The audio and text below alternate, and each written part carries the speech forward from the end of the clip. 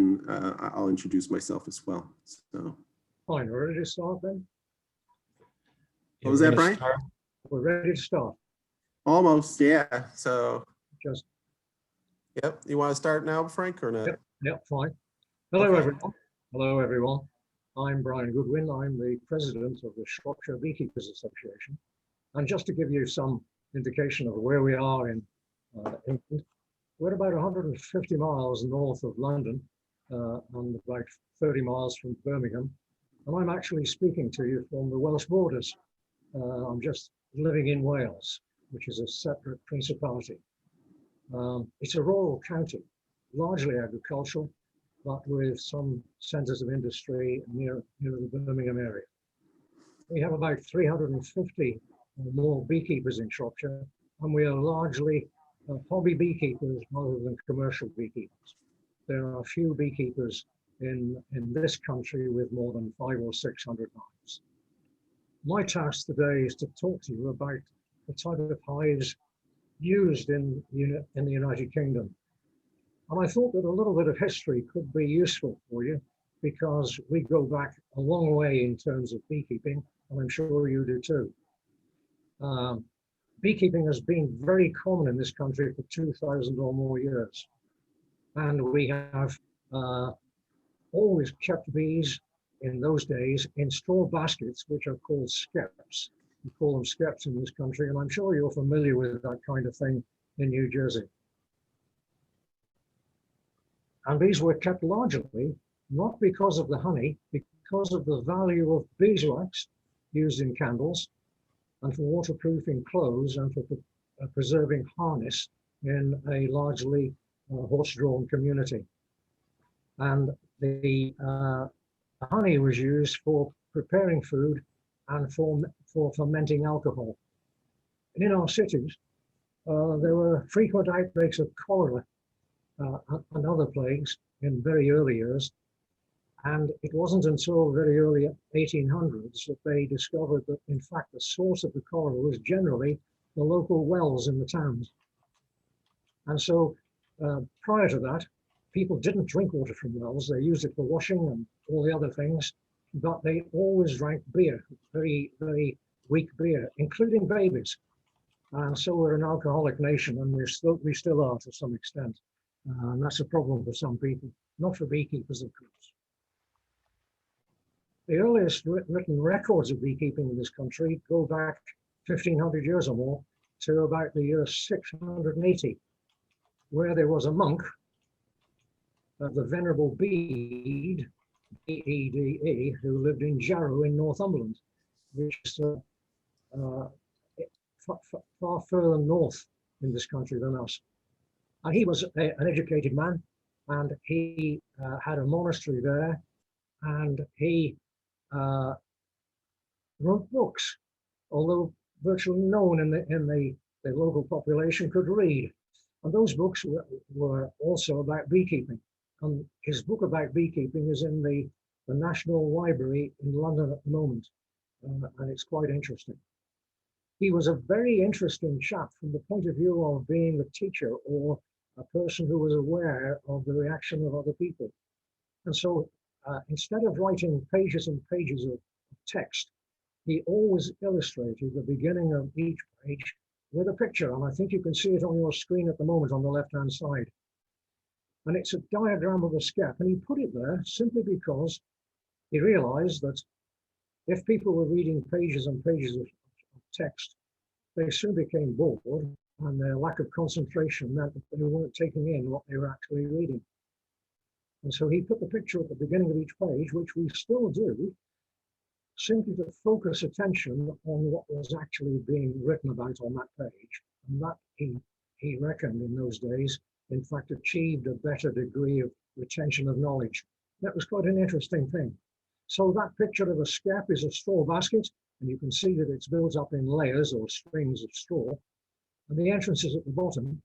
And if you can see it clearly on your screen, you'll see that he's also illustrated bees which were entering flowers. He made one mistake though, because you may not be able to see it clearly. He illustrated some of the bees were flying upside down, which of course we know it can't happen. It's as simple as that. straw skeps are not really very weatherproof. And so they have to be protected in some kind of shelter, or that the outer covering was made up of mud and clay to keep the water out in the winter. And you can see on the right of your screen now a bee house dating from 1780, which is very local to us, at a place called Attingham Park. And that bee house was designed by John Nash, and it was there really to protect the bees themselves, because they are located on shelves which are behind those sort of semicircular arches of the two rows of shelves. It was important for them simply because it was a very large agricultural estate, and still is. There's still over 3,000 acres of land there. And so they relied very much on the beeswax for waterproofing their coarse outer clothing, for preserving the leather of their boots and harness and so on, and also for candles. There's a very exquisite house there, stately home, if you like to call it that, and the decorations within that stately home were absolutely exquisite. And so they never burnt tallow candles or used oil lamps because of the smoke. They didn't want the smoke to affect the decoration. And of course, beeswax candles, if they're properly prepared with the right size wick, they don't smoke. But the most important thing was not that at all. It was the smell of the candle itself. Because in those days, and I'm talking now about the late 1700s, no one used to take a bath because it was too cold. And so they only used to have a bath about once or twice a year. And so the smell of the beeswax candles, when the lord of the manor was entertaining his guests, used to mask the body odor of the people that were standing around. And so they were very valuable for that particular reason. Nothing at all to do with beehives, of course, but just a snippet of useful information.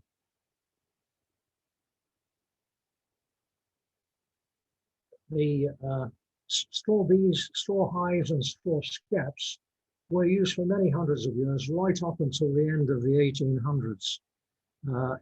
And some people use them today even.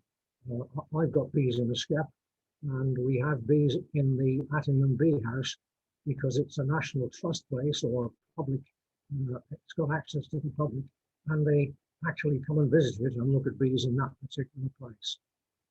And there are many examples of bee shelters, or bee bowls as we call them, in this country. The one on the left of your screen now, it is a skeps on the shelves just outside the kitchen window of a farmhouse.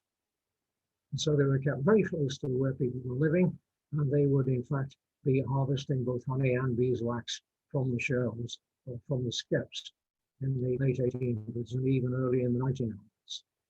And on the right of the screen are two skeps which are not British ones. The entrances to the British skeps are usually on the bottom, between the wooden baseboard and the edge of the skep itself.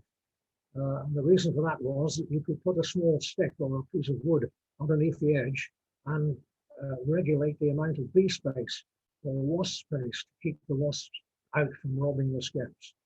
Those skeps are German, and the bees have an entrance or access to an entrance halfway up the skep itself. There is a national register of bee bowls or bee hives in this country by the Bee Research Association, and you can look it up on the web and see the photographs of all these bee bowls on the web on the Bee Research Association's website.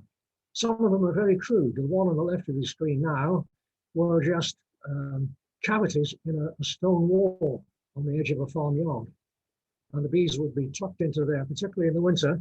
They may be brought out into the open air more during the summer months, but certainly in the winter the skeps would be put into those niches in the wall.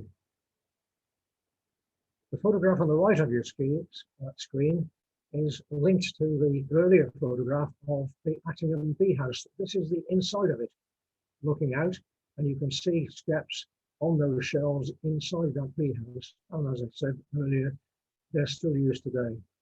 They're quite an attraction for the members of the general public. But of course, the general public want to see bees themselves and not necessarily baskets of bees.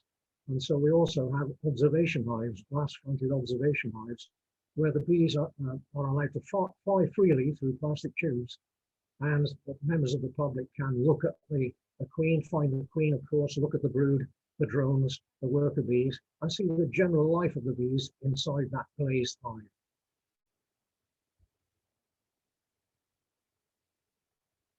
Skeps were difficult to manage, and the early management was that the beekeeper would creep up behind the skeps and would lift each one in turn to assess the weight.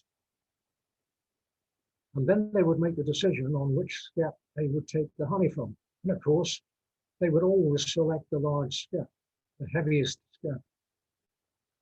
And they would then place the heaviest skep over a small, shallow pit in the ground in which they were burning sulfur. And they placed the skep over the top of that on some sticks, and the sulfur fumes would kill the bees and allow the beekeeper to harvest the honey in the beeswax. But of course, that is the worst possible method of animal management, because they were killing off their best stocks of bees every year. And the weak stocks were allowed to go through the winter if they were lucky, and to swarm in the following year, so that the swarms would be collected and put in the empty skeps in which the bees had been killed. So it wasn't really a very efficient or effective method of bee management. It was very haphazard. And the beekeepers in those days didn't understand much about the bees themselves. They weren't concerned with that. Their concern was their harvest, the honey and the beeswax, and nothing else. So they didn't understand very much about queens, although the queen bee had been discovered in this country in the early 1600s. Then, of course, people did start to experiment with wooden framed hives in this country from the early 1800s, from the early 13, 14, 1500s. And that led to the development of wooden framed hives, and it led to, obviously, the development of the Langstroth hive in America in 1851. So that if you could go back, Simon, to the previous pictures, and another one, that's it. Now, later on in the 1800s, people learned how to get rid of the bees in the skeps, or to remove the bees from the skeps without killing them. And it was a crude process again. A simple method was, as in the left-hand picture, they would upturn the skep with the bees in it and the honey and wax in it, so that the open part of it was facing to the top. And they would then balance another empty skep fixed with metal spikes at an angle of 45 degrees about above it. They would drum then on the outside of the skep with their hands, and the vibration of the driving would cause the bees to start to walk upwards, as they always do. And once the queen walked up into the empty skep above, of course, the workers followed her, and in a very short time, they were able to remove the empty skep, which just contained bees on the top, and put it back on the original location so that any flying bees would return to it. And then they would remove the skep, which was full of wax and honey, but with no bees. And that was the simple way of doing it. And the picture on the right of you at the moment shows a skep with randomly built combs made in a natural way by the bees themselves. And they used to put sticks or skewers through the skep just to offer some support to the combs once the bees had made them. Okay, Simon, we'll move a little bit more on. That's it. Oh, you can see a nice picture of me with a typical hive.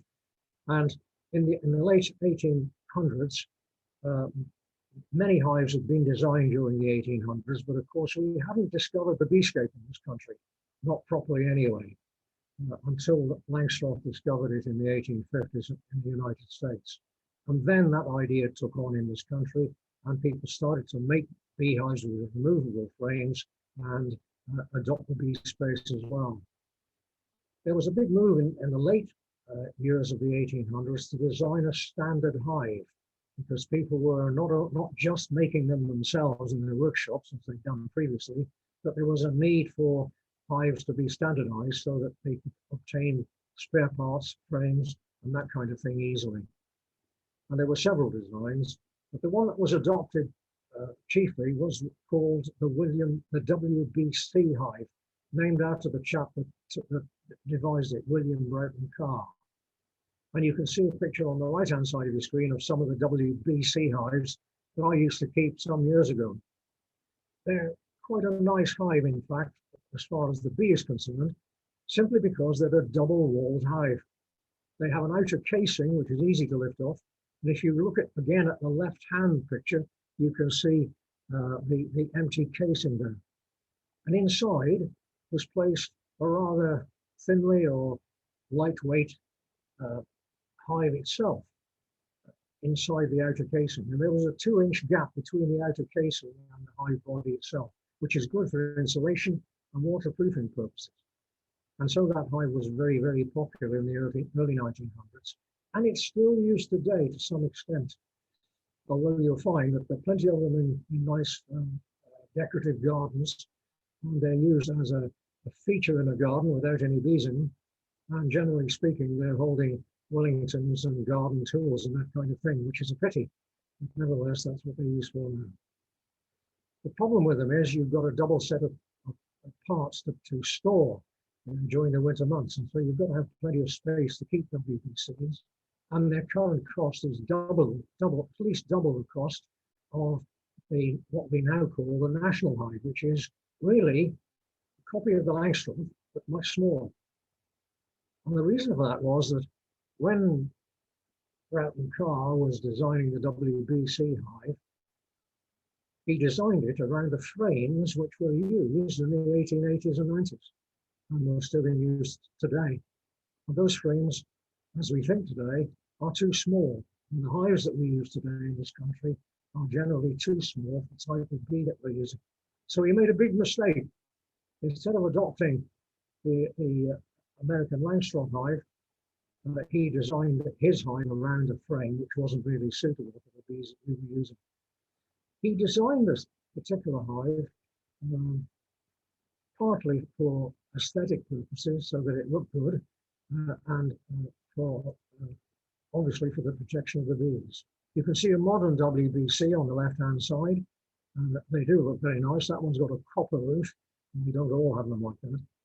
And then on the right-hand side of your screen, you can see a WBC hive, which has had the outer lifts removed at the top, and one of the inner supers or honey section boxes perched on the top of it. And if you're careful, you can see just the space, a 2-inch space between the outer covering of the hive and the inner box. The bees like them, but beekeepers generally nowadays don't like them. And so in the 1930s, late 1920s and 30s in this country, there was a move to simplify the design of the hive and to get it adopted as a standard hive itself. In this country, we have an organization called the British Standards Institution, which gives approval for things which are considered to be of universal acceptance and best practice. And so the national hive was introduced, and it is based on the Langstroth. They didn't use the Langstroth because in those times, we were in times of unemployment, the national slump or the depression, and it was occurring in America, it was occurring in this country. The Americans are, in our mind, very good entrepreneurs. And so in those days, in the 1920s and 30s, they started to export their Langstroth hive to this country in quite largish numbers. That, in fact, caused a scare amongst the British hive manufacturers. And there was a big campaign then to have our own national hive designed. And as I've said, they didn't redesign it completely because they designed it again around the frames which had been used in the late 1800s, which are too small. And consequently, our national hive nowadays is too small, or the standard hive body is too small for the number of bees or the sizes of the colonies which we're using nowadays. The national hive is the most commonly used hive in this country. And so although it's not really all that suitable, people supplement the size of the brood chamber by adding a super on the top and putting a queen excluder on top of that. So we're using what's called a brood and a half. We then come around to the details of the hive itself. It has a bottom bee space instead of a top bee space, which you use on your hives on the Langstroth and the Dadant and so on. Where are we now? We're coming around now to other types of rather less common hives in this country, and that is hives which don't have frames at all, or the top bar hives. They're becoming very common and popular in this country now, not amongst conventional beekeepers, of course, but amongst the population who are more concerned with supporting the ecology, nature, and wildlife in the countryside. And they know that these are pollinators, and so they want to keep these, but they don't want to actually take them apart, and they're not really interested in gathering honey or anything else from them either. And so they use these top bar hives, which just have a small single bar stretching across an open box, which either might be straight-sided as the one on the left-hand side, but more commonly has a hive body which is at 15 degrees angle, because if you construct a hive body with a 15-degree angle, the bees do not attach, or at least they're less likely to attach their combs to it. And so you can lift the combs out. And there is a picture coming up in a minute or two where you will see a picture of a comb from a top bar hive. You can see it's got no sidebars or bottom bars. The big disadvantage of it is, of course, it holds a considerable amount of honey, which weighs quite a lot in weight. And if you then twist the comb on its side to try and look at any brood, generally speaking, the comb becomes detached from the top bar and ends up on your feet. And the bees are crawling up your trouser leg. So that's not really a very good way of doing things. So the top bar hive is very popular in this country now. And there has also been an import from France called the Warre hive, which is a very tall sectional hive, which appears to have supers on it, but it is completely top bar. And the bees almost always attach the combs to the side of the supers.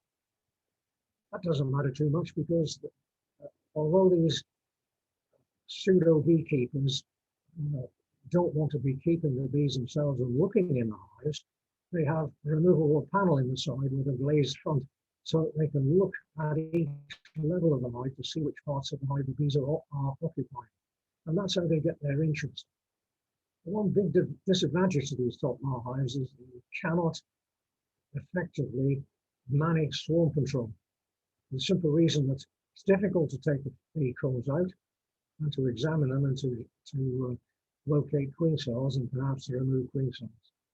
And so these beekeepers are constantly at war with their neighbors because they have swarms, not just one swarm from a hive per year, but probably a prime swarm and several casts afterwards, which go over the hedge into their neighbors' gardens or down their chimney pots and cause quite a lot of aggro. So it's quite a problem for those beekeepers. And they tend to then want to find out more about beekeeping and look us up on our website. And then they end up coming to our apiary in Shrewsbury, where we have about 40 hives. And generally, they, in fact, adopt the traditional beehives, which we all use. And that makes it much easier for their neighbours to tolerate what's going on, particularly if you give them a few pots of honey. So, to sum up then, skeps, still in use, still quite exciting to keep, still very interesting to keep. And in fact, many beekeepers still make skeps out of ordinary straw and coil it up together and bind it with briar bark so that they make rather pretty or very nice looking skeps, which we always have on display at our honey show each year. We have a large annual honey show where it's called Shrewsbury Flower Show, which has about 50,000 visitors. We have a large marquee. We have over 1,000 exhibits in our beekeeping section, including observation hives. And we have a cage outside with an occupied colony, which is then opened at periodical periods through the day so that members of the public can see beekeeping actually taking place. The cage has got an open top. The bees are flying out quite freely. The members of the public don't realize that the bees are flying above their heads. So they think that beekeeping is very easy and you don't get stung very often, and it's very easy for them to become involved. And so we do recruit quite a lot of people each year at our annual show. And so beekeeping is increasingly popular in this country, and the numbers of beekeepers has trebled in the last 10 years, simply because of the ecological concerns that we have here, because of intensive farming and so on. And so we've got a bright future ahead of us for beekeeping in this country, and I think that we're all very optimistic about it. That's about all I've got to say about the actual hives themselves, and I would be happy to answer any questions. If anyone has questions, put it in the chat, please. Then I will read those to Brian. Brian, thank you so much. That was very interesting. We have 2 questions in chat. The first one is, what are the skeps made of? They're made of straw, wheat straw. It's not so easy to make them these days because we're using dwarf height wheat in this country, and I expect you are too in the US. Years ago, the wheat used to be much, much taller with longer straw strands on it. So they're just simply made of straw, and you gather a handful of straw about the size of your fingers together, and you have a hole of about 1.5 inches in diameter. You then put that around the straw and pass it through a tube of some sort. The traditional tube used to be the horn of a cow, which used to be larger at one end and smaller at the other. And you'd shove the straw into the large end and push it through, and the horn would concentrate it and compact it into a tight, rather solid sort of cylindrical package. And then you would strip, or you would have done previously, strip the bark off wild roses, which is very pliable and strong, and you would then wind that around in loops about 2 inches apart, and that would very securely keep the straw in position, and it would last 100 years. Gotcha. Many straws. Yep. Here's a question: Is Varroa a big problem in the UK? And if so, what do you use to control it? Yes, Varroa is a big problem. We're using oxalic acid, basically, both using the trickling method and the vaporization method, which you're probably familiar with. There are Philistines amongst beekeepers in this country, though, myself included, who haven't treated for Varroa for 15 years, and my bees are not suffering. I haven't got as many colonies as I used to have, but I know that the bees have Varroa, but they're able to deal with it. And there is a wider movement in this country now among beekeepers who feel that the treatment we are using isn't necessary unless it's a last resort. Obviously, I monitor for Varroa in my bees throughout the season. And if there was a tremendous drop down of bees onto our removable floors, which showed that there was a mass infestation, I wouldn't use any treatment at all. But that being said, I'm in the minority. And the vast majority of bees beekeepers, the vast majority of beekeepers treat their bees in the winter during periods where there is none at all or less brood. And they're using, as I've said, oxalic acid by trickling it between the combs in a liquid form, and we're using it by vaporizing the oxalic acid with an electrically charged vaporizer shoved through the entrance. Great. And what kind of honey is produced in your area? What kind of honey? Well, we don't have vast acreages of single crops as you do probably in the US. You have what we call oilseed rapeseed. You call it canola, I think, in the US. Is that right? No. Yes, it is. Yep, it's Yeah. canola. Or rape. Yep. Yeah, rape, that's right, oilseed rape. There is quite a lot of that in this country, but not grown in very large areas. I mean areas of the fields. We've still got field system, which could be 5, 10, 20 or 30 acres in size. And it's grown in small quantities like that. We get good harvests from it, no doubt about that. And many beekeepers rely on the oilseed rape to be their main source of honey during the summer months.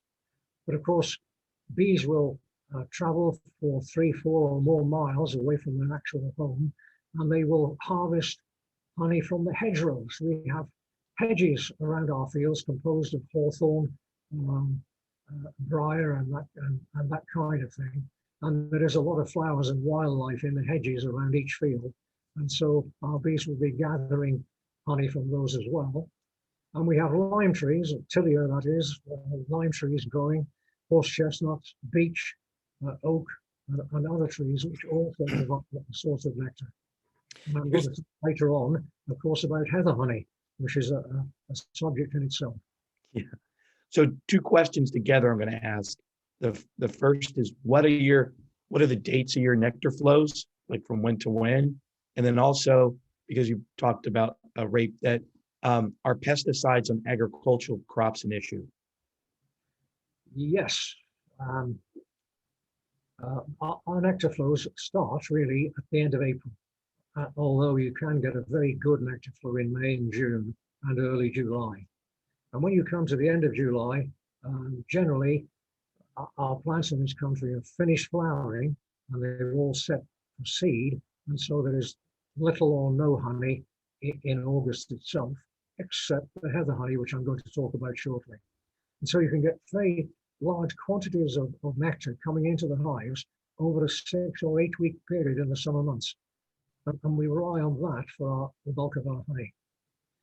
As for treating crops, yes, neonicotinoids have been commonly used on the continent, in Europe, and in this country for many years, but they have been recently banned for the last 3 years in this country.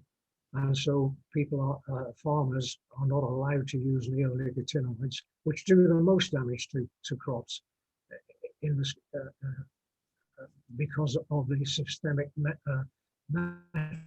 methodization.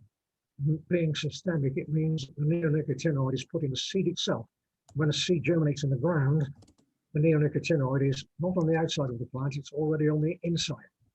And of course, it's then taken into the nectar, and it has a disastrous effect on the bees themselves. The oilseed rape also has sort of beetles which affect it, and those are sprayed if there is a heavy infestation. But spraying, again, is carefully controlled in this country. Farmers have to be trained in the use of the preparation of the sprays and the adjustment of the equipment that they use, and they have to keep meticulous records of the sprays used and when they are used, so that if there is a loss of bees during the summer months and it is reported to our government departments, they can check up on the local farmers, come along and inspect their records and find out which farmer has been using that particular spray and would be very heavily fined. Wow. Here's a good question. What kind of smoker fuel do you use? Yeah, that's a good one as well. Traditionally in this country, we've used corrugated brown paper, corrugated cardboard packaging material. But with its development over the years, they've incorporated fire retardants in it, so it doesn't burn as effectively as it used to. And so I personally use pieces of rotten wood in my smoker. I find that they are less acrid or more acceptable to the bees, but they have the same result. They do subdue the bee. But we're moving also, in addition to that, to water sprays. I don't know whether you've tried this in the US, but we use a simple hand sprayer, which you can buy for a couple of dollars or less, I suppose, in a do-it-yourself store. Fill it with water, and then when you open up the bees, just spray it lightly over them.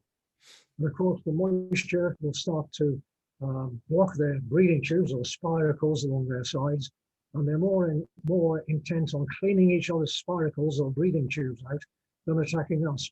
And it's a very, very effective way of subduing bees. Hmm. Having said that, I'm a traditional old-fashioned beekeeper.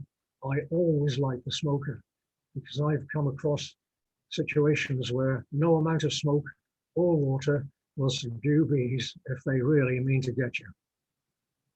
Gotcha. Here's that most of the bees that we have here in New Jersey are Italian. Yeah. So what type of subspecies of bees do you generally use? Well, there are beekeepers in this country who favor what is called the British black bee. I personally don't think that it exists, but there are darker bees, and there's no doubt that we do use a darker colored bee than you do in the US. We're familiar with the Italian bees because in my early days in the 1950s, we imported a lot of Italian bees into this country, and they are very, very docile. They were imported for use not just by beekeepers, but into schools as well, so that when they were being examined by pupils in schools, the chances of getting stung were not very high. So they're a very docile bee. Generally speaking, the black bee is much more aggressive. And we have to be much more careful in the way that we handle our colonies than possibly you are in the US. And I know that we have a question coming up about that because when you look on YouTube, whatever it is, and see Americans demonstrating their beekeeping, very often they've just got a veil, they're in a short sleeve shirt, and they're wearing their shorts. We don't do things like that in this country. We have suits of armor to keep our bees in so that we're well protected. Tim Schuler, who's going to be presenting later this morning, he was a New Jersey bee whisperer for us. He's going to be talking exactly that topic. He has a full presentation on how to get to your t-shirt only. So. Yeah, it's interesting with the black bee that you mentioned, because I know it's also been called the German bee, the Nordic bee, but it's all the same thing. And that was the first bee that the colonists brought here to the US until we start bringing Italian queens over in the mid 1800s. Here's another good question. Are hive beetles an issue? Hive beetles, no, they're not. And they're not widespread in Europe either. There are some hive beetles in southern Italy, and they in fact, if they are detected in a particular area, then they kill all the colonies in that area to try and eradicate them. And they have been partially successful, but they're still getting the occasional outbreak each year. But hive beetle, no, it's not common in this country. Is it in the US? Yes, and it like in the southern states, it's really a problem. I mean, we do have them here in Jersey, but they don't destroy hives like they do in warmer climates. Right. But I'll be happy to send you some. I think that we generally would be protected by our climate as well, because our climate in this country can go down to -10, -15 or so quite easily in the winter, and that might in fact protect us to some extent. Great. Well, Brian, I want to thank you so much for opening up this first transatlantic bee meeting. So thank you very much. I'm going to, at this time, turn the meeting over to the New Jersey State President, Isidore. And so Isidore, it's over to you. Thank you so much, Brian. Thank you. So let me start sharing my screen, make sure that's working. And do you see that screen? Yes. Okay, so again, greetings from New Jersey to everyone, and let me introduce myself. I'm Isidore Venetos. I'm a New Jersey Beekeepers Association president, and I'm a certified master beekeeper from Cornell University. Been doing beekeeping for about 11, 12 years now, and I'm very excited to being in a joint meeting with the Shropshire Beekeepers, and I'm going to go a little bit through the history of beekeeping, and you've provided plenty of questions, and that's what drove the presentation and the format itself. And hopefully, everybody enjoys the presentation from both New Jersey and from Shropshire. Okay, with that said, I'm going to start, and let's see if this works. Okay, so first of all, we're 10 branches, and if you heard us this morning, there's representatives from New Jersey throughout the state, South Jersey, North Jersey. Our mission really is to promote all aspects of beekeeping kind of educate the general public as much as we can. And obviously this is part of it as well. So we opened up this meeting to non-New Jersey beekeepers as well, just for information purposes. So with that said, let's have some fun talking New Jersey beekeeping, which I'm always willing to do, and most beekeepers are, okay? So I'm gonna do New Jersey 101, kind of giving you a lay of the land of what New Jersey is, and where we're at, and historical ties to Shropshire itself, which was a little surprising. But we're also going to give you a little bit of an overview of the impacts of beekeeping in terms of the demographics, the population density, land use. And what you're going to see is, for a small little state, we're very diverse in all these elements. And that's why somebody in the north part of the state is going to be doing beekeeping very differently than the person all the way on the southern end. So, so where is New Jersey? We're in the northeastern part of the United States. Latitude is often an indicator of climate. The UK is a little bit different in terms of the Gulf Stream flows, but you can see that we're at about average about 40 degrees latitude. And our northern border is 48. So you guys are well north of our northernmost border in Maine, as long as you don't count Alaska. So with that said, we're also a fairly small state from an area perspective. It's, essentially 115 kilometers wide. And you can see that the very narrow part, it's almost like 2/3 of that. And we're only about 240 kilometers long. And we're going to talk about basically the aspects of New Jersey. And so for those that want to know more about New Jersey, you can actually visit this website, visit nja.org, and there's plenty of information about the state, okay? So how do we tie into the historical side? So, it turned out that the Italian explorers had first arrived in the area, but more importantly, in the 1600s, the Swedish, Finns, and Dutch basically set up settlements and had huge colonies throughout the New Jersey, New York area. As a matter of fact, Manhattan was actually very much a Dutch colonial element. So it turns out in 1609, though, John Hudson, an English sea explorer, came down the Hudson River. That's the Hudson River today is the New Jersey, New York border. So when you look from New Jersey into New York or vice versa, you're looking across the Hudson River, which was named after John Hudson. Sir George Carteret was given a land grant back from Charles II back in the 1640s. And he promptly renamed New Jersey. So we're called New Jersey due to Carteret. And we became the 13th American colony, which was ruled by the British. So until 1776, when we declared independence, and New Jersey became actually the crossroads of the Revolution. A lot of revolutionary battles were fought here. There's a lot of historical sites from between the British and the Americans, and Philadelphia, Trenton, Princeton, New York were all contentious points for this revolutionary element that took place. And then finally, in 1876, we were given the name the Garden State, which you still hear today very often, okay? So Shrewsbury is actually located on both sides. So it turns out that you have Shrewsbury, UK, which is the county town of Shropshire with many markets. And it turns out that we also have a Shrewsbury, New Jersey in Monmouth County. And it has direct historical ties to England, and my understanding, Shropshire itself. So that was one of the most old landmarks that we currently have in New Jersey. Which dates back from 1702, and the chapel is still there.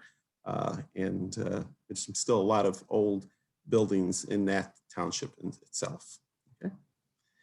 So entry to the New Jersey state, it comes through Newark Airport, and you'll see obviously the welcome to New Jersey, the Garden State.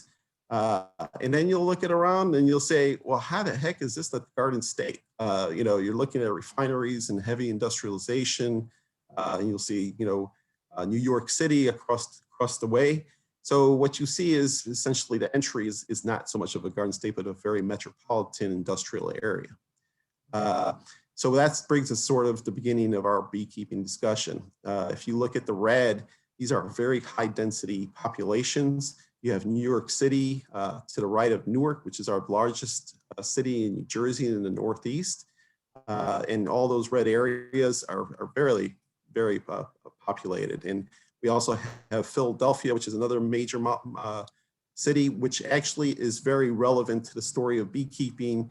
And based on the questions from Shropshire, I will be going through the history of New Jersey fairly quickly. But that's a real important point about Philadelphia that we're going to talk about. Okay.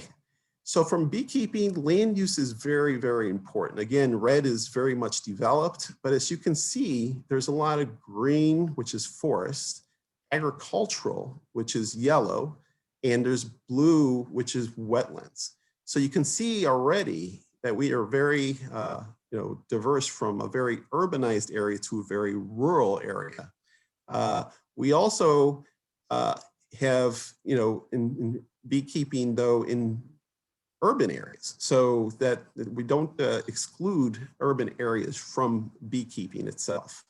And what I show here is that we also have a very long shoreline, and we're going to talk a little bit about the differences in the state, but we continue also to know that from a flat sea level perspective, if you go to the northwestern part of the state, the elevation is at 1,800 feet. So we have a very drastic difference between the southern state, which is very rural area, and then the Northeast, which is very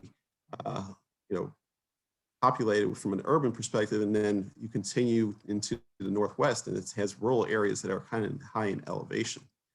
And then we go back into the southern New Jersey side, and you'll see large farm tracts, and then finally, there's also an area known as the Pine Barrens, which you can see is a protected area, and hence it's very green. It's an area where it's anything but barren. It's very rich in wildlife, but it also has one of the largest water reserves in the country. So it's very well protected, and the pines are the predominant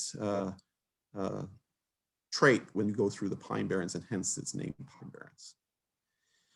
So here's climate and geography. So if you look at it, I already said, there's basically between minimum temperatures, you can see there's an 8°C difference. And so you can see again, as you go away from the ocean and up to the elevations, you can see drastic temperature changes over the year. And the other part of this is that the bedrock, the geological formations of the state also vary drastically. So we have the wetlands and estuary and bogs along the ocean. We have flat and sandy soil, predominantly in that tan area that I'm showing there. And then farming actually starts to really improve because you start getting silt and clay soil in that green area. So that really becomes almost the farm belt for New Jersey. And then finally, you start going into the elevations and you start seeing granite and limestone and shale, which is often associated with higher elevations. So the takeaway from this is basically we're very diverse in climate and geography, and the phenology is actually impacted of that. And you even heard this morning how the folks in South Jersey are seeing the silver maple bloom buds kind of getting ready, and they're swelling and ready to pop out.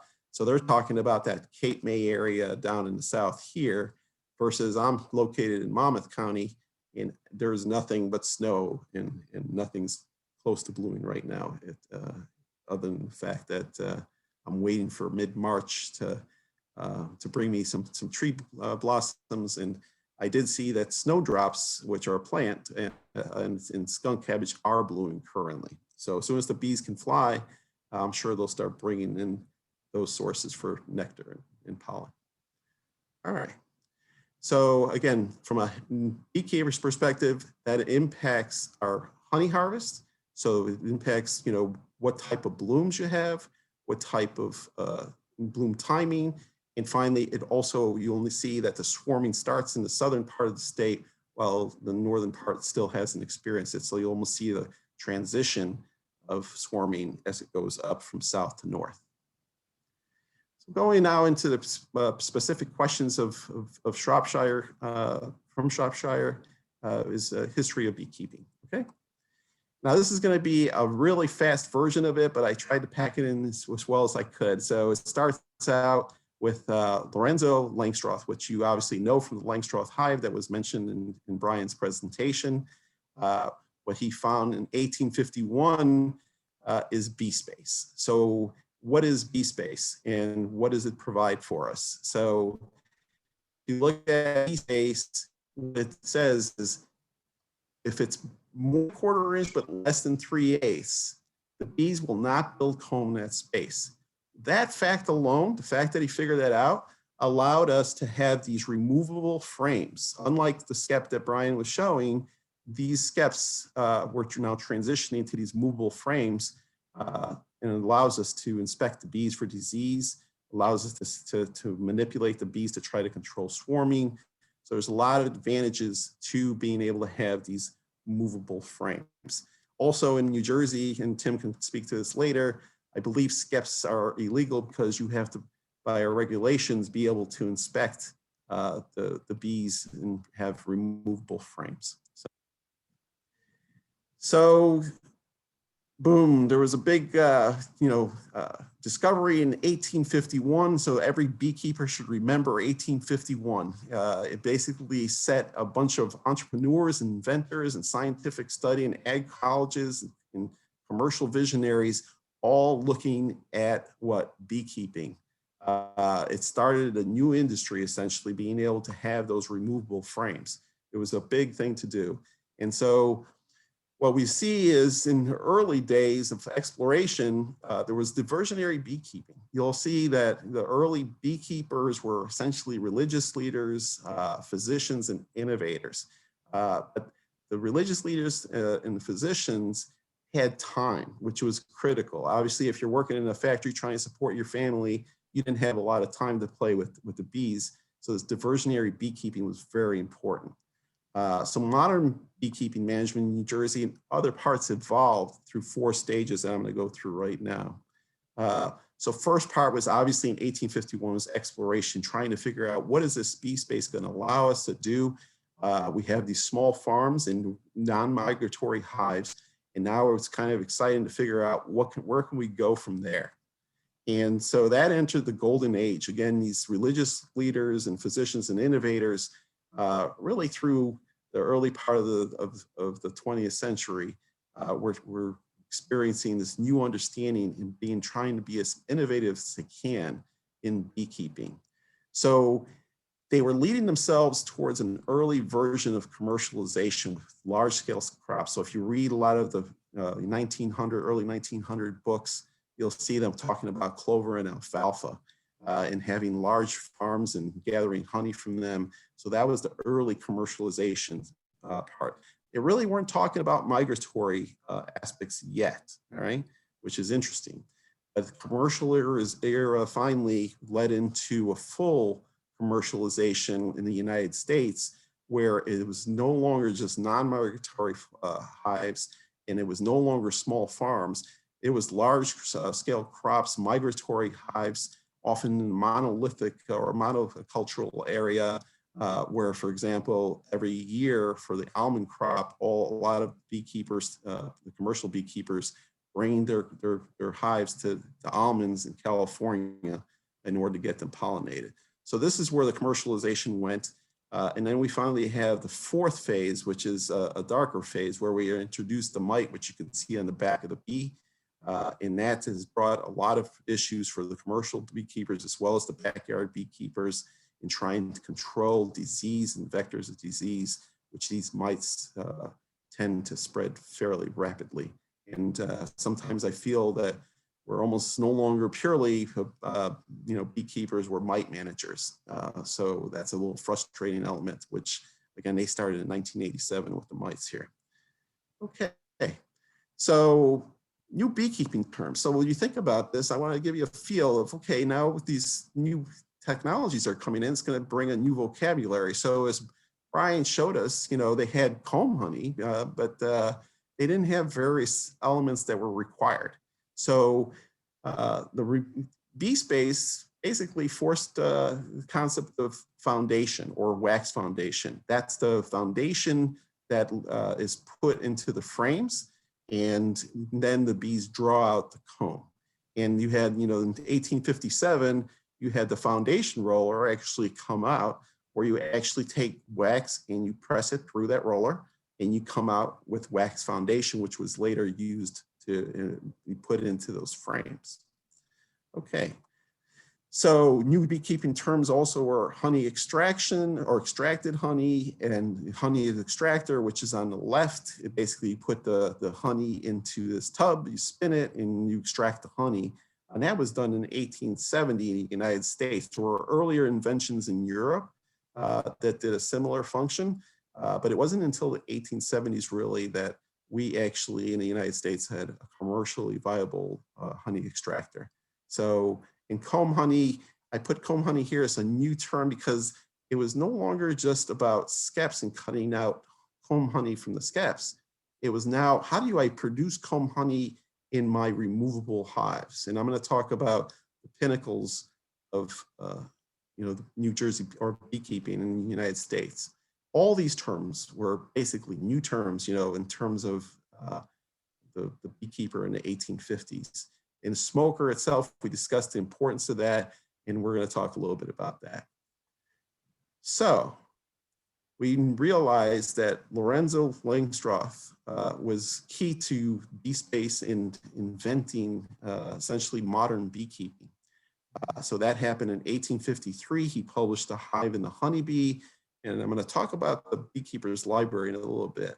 But essentially, what you're going to see is an interesting little story, because the question was, how does New Jersey beekeeping relate to beekeeping in general to the United States? And you'll see this oval shape that I have here was really the driving engine for beekeeping.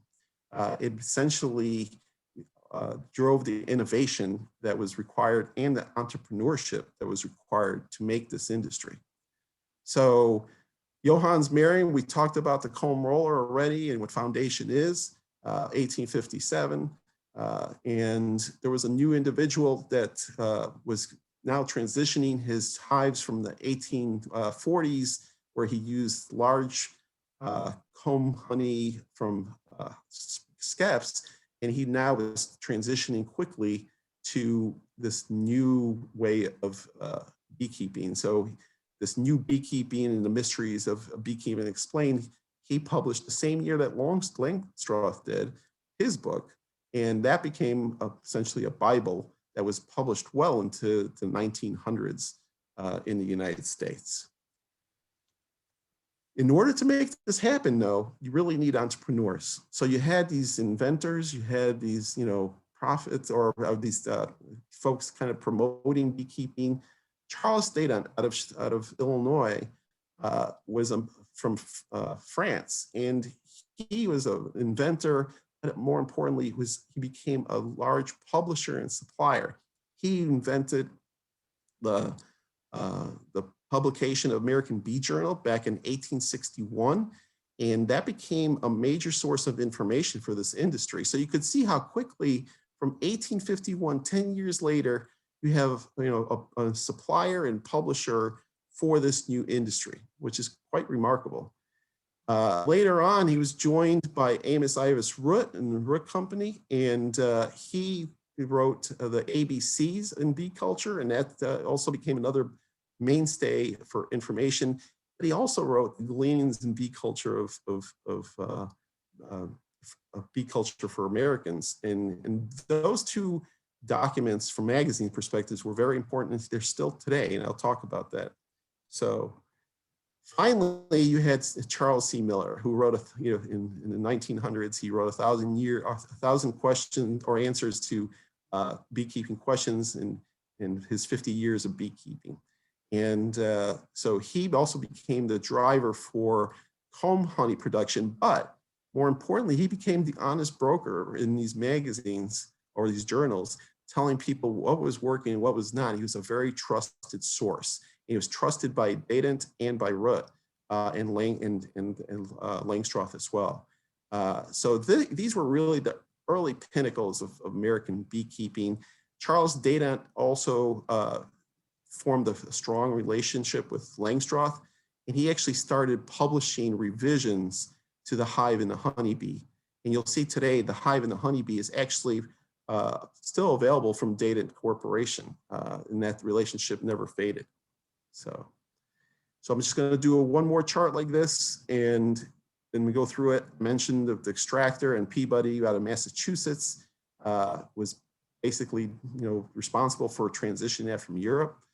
And now we started seeing commercial queen rearing, which, if you think about it, that's a big step. That was allowing you to reproduce quickly to many hives. And scientific queen rearing was a real new novel item. And what they did here with Doolittle, which you often hear the Doolittle method still today, is grafting bees, which is taking essentially small day-old larvae and creating queens from that larvae. So he wrote the book, and Henry Alley also wrote a book for non-grafting methods. So these two individuals were very important to queen rearing in the United States and still are throughout the world. In 1880, we started seeing agricultural colleges. In addition to just inventors, now we see ag colleges picking up apiaries. And A.J. Cook actually wrote a book, Cook's Manual on the Apiaries, and that's still available in print today.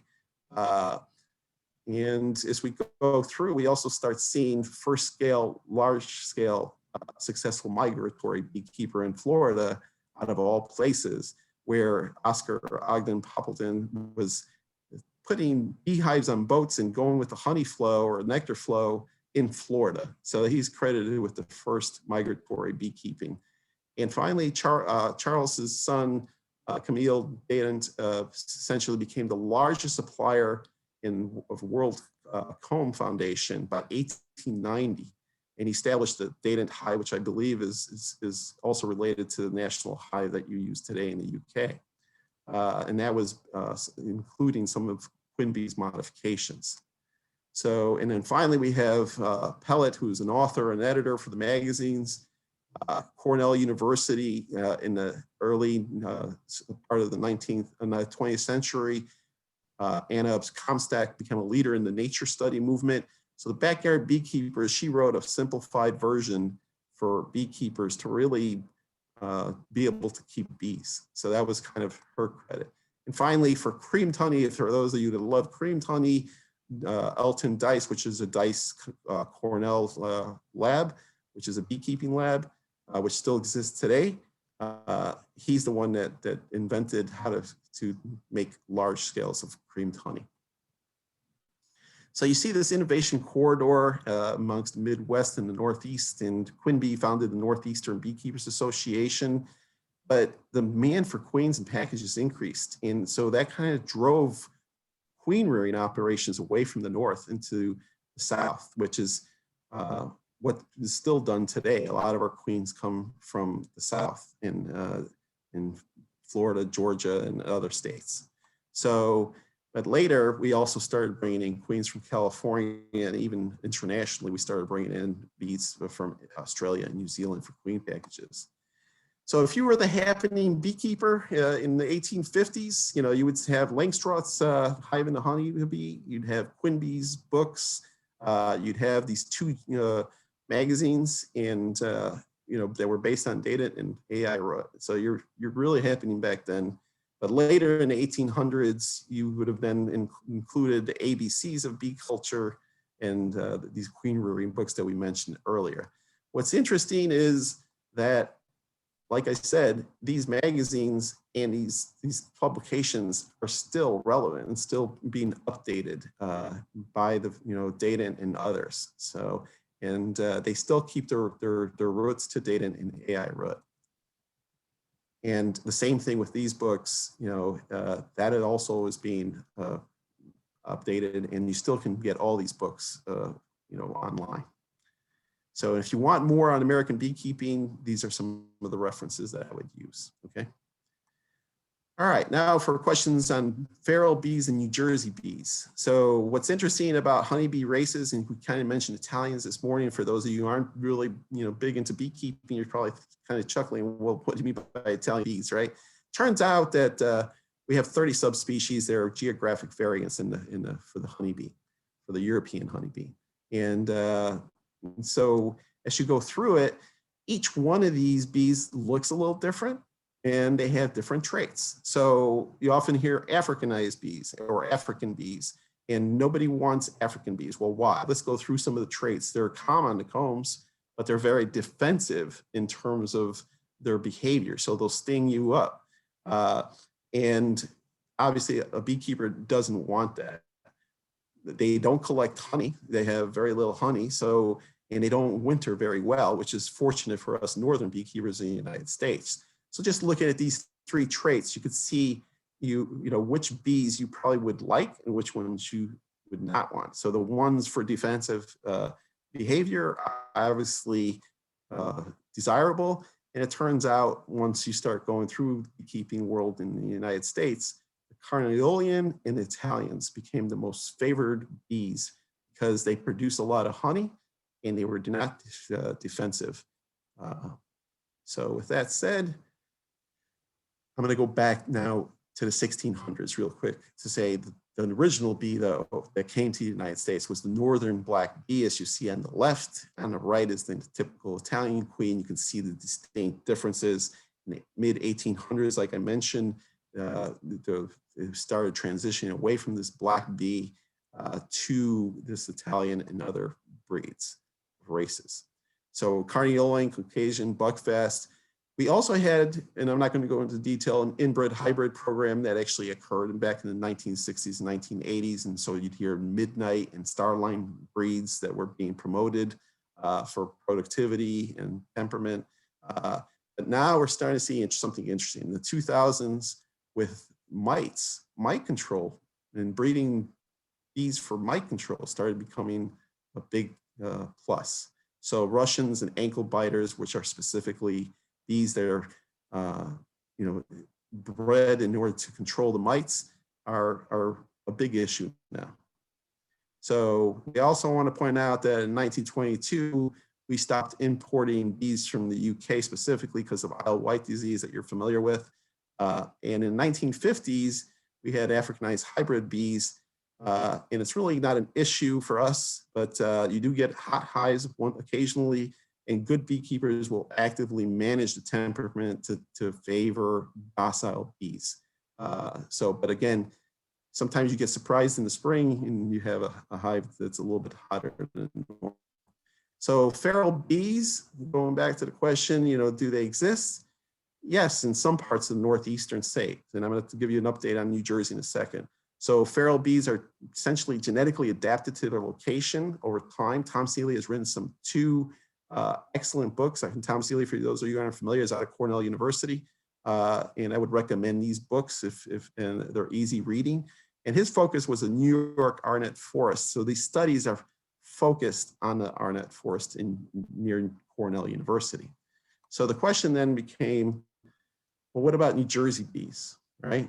And essentially they're mutts, okay? And now what Tim has told me is that he has not observed feral bees and their survivability as being something that's, where he doesn't think they actually survive in the state. So that's based on experience, not a study. One interesting element that I'm going to take from Tom Seeley also was when I say mutts, what we found through genetic studies, and he's the only one I could find a genetic study on, was a mix of Italians and Carniolans, 80%, which are the favorite bees, is what we found. And 15% essentially is made of the black bee and Caucasian. So you can actually see from the 1600s that black bee is still lingering genetically in our bees.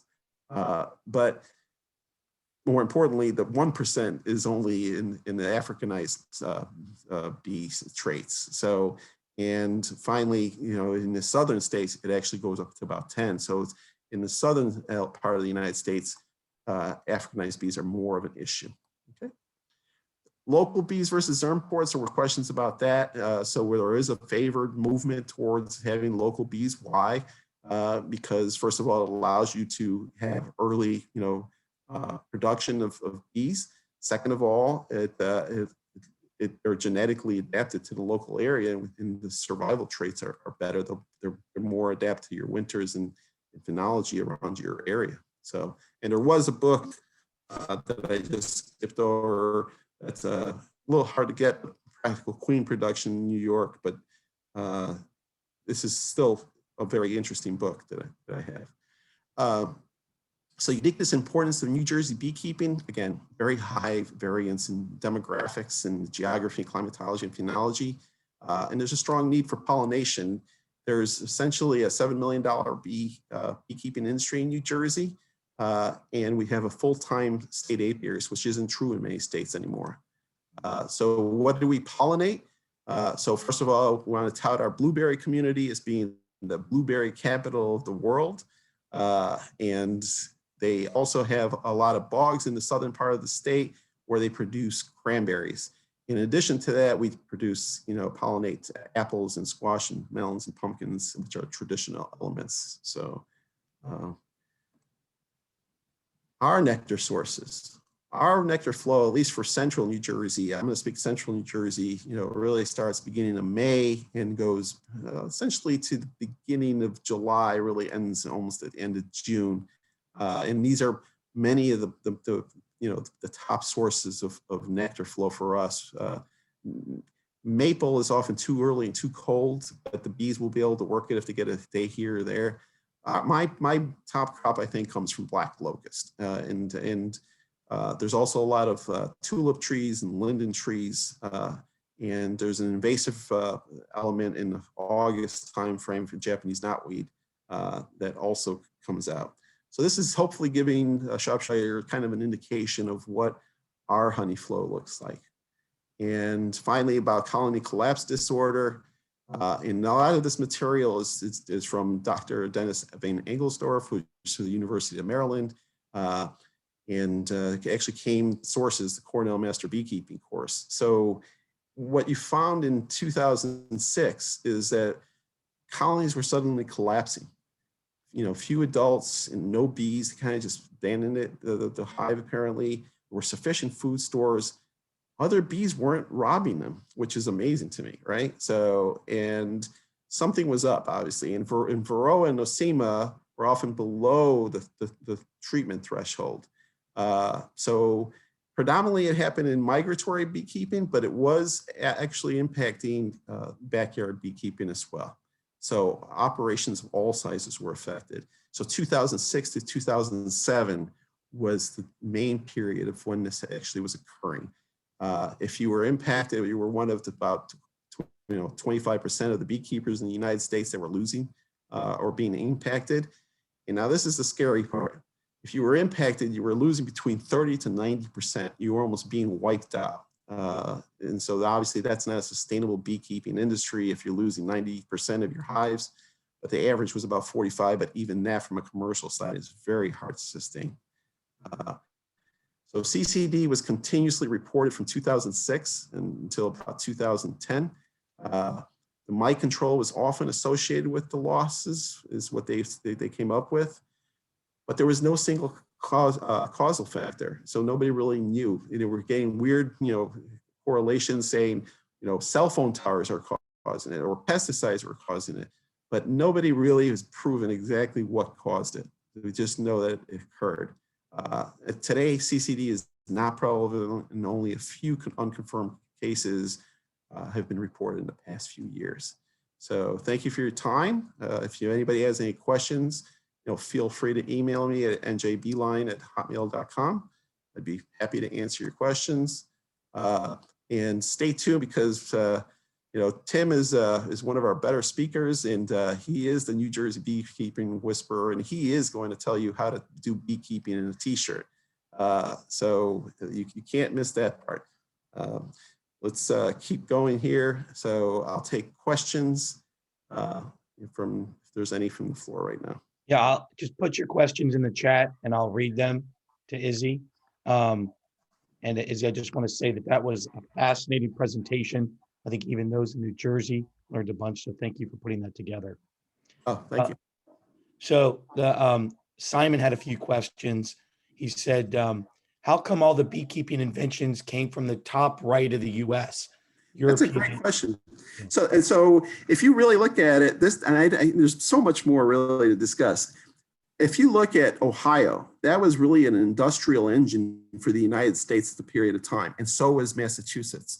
And so, for example, I'm going to give you a kind of a fascinating. If we have time, I'll even play it during the break. There's actually a video of how AI root was, from an aviation perspective, the first one to publish the Wright brothers' flights.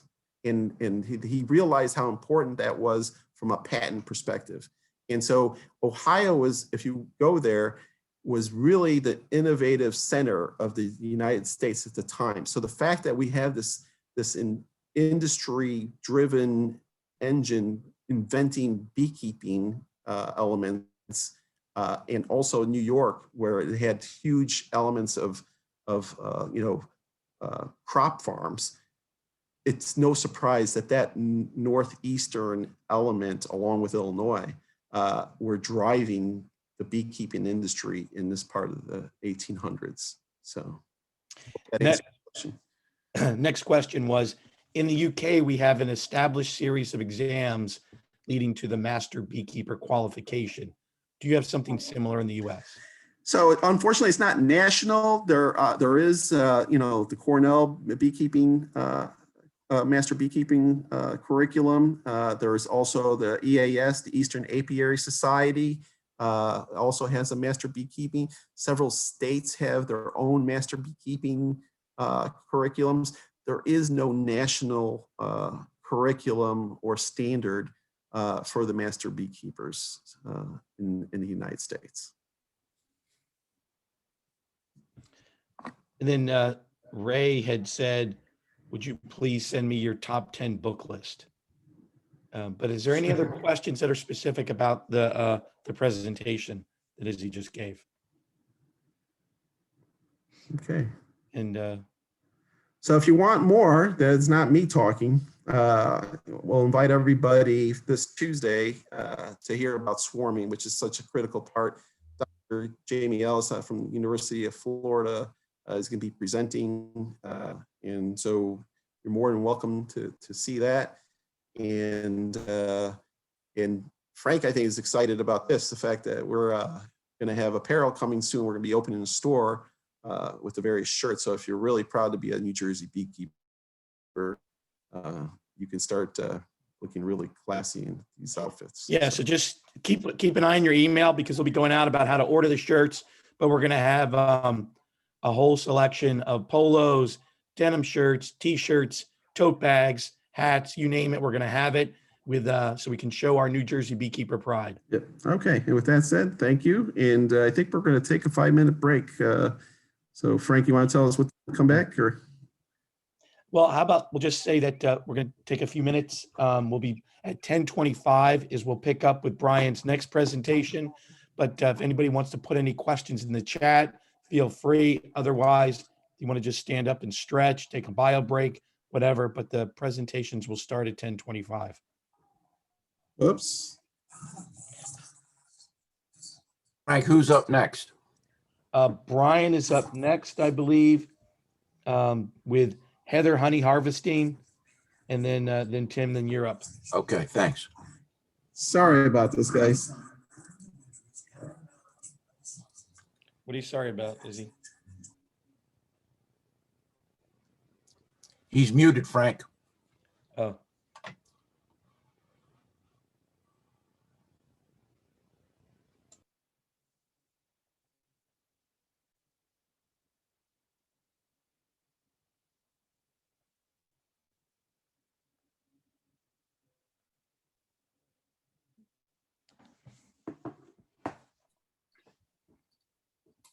Frank, I've just shared my screen again. Hopefully you can all see it.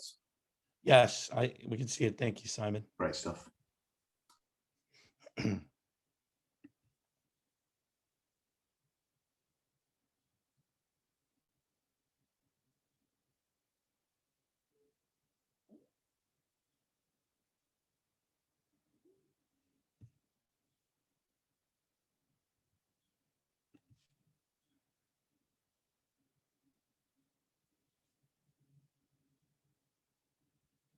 I'd like to thank everybody that did tune in to this meeting today. At max, we had 119 people attending, and that is comparable to an in-person state meeting. So it shows, even though the difficulties of this pandemic, that we are able to maximize our attendance, which I think is fantastic for a beekeeping meeting. So thank you all for sitting in front of your computers to listen to these fascinating presentations. Hey, Frank, I have the video that I have. Can I see if you can hear the audio? You want me to try it real quick? How long is it? It's 3 minutes. Do you mind if we wait, Izzy? I'm sorry to say. Okay, all right. Kind of answers the question from Brian as well, you know.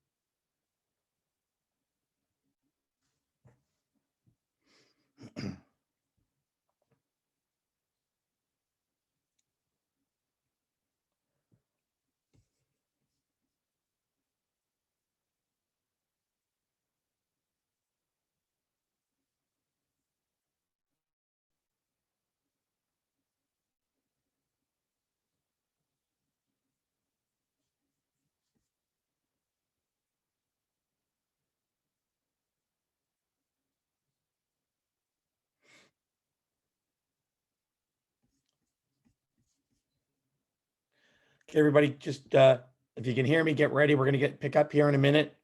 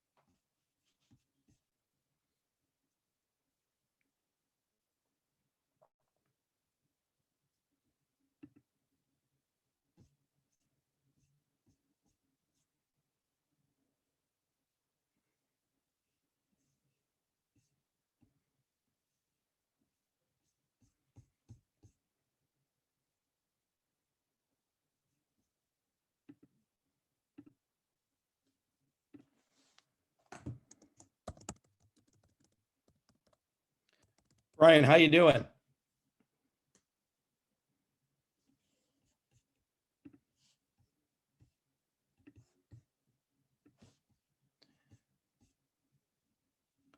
Brian, can you unmute yourself?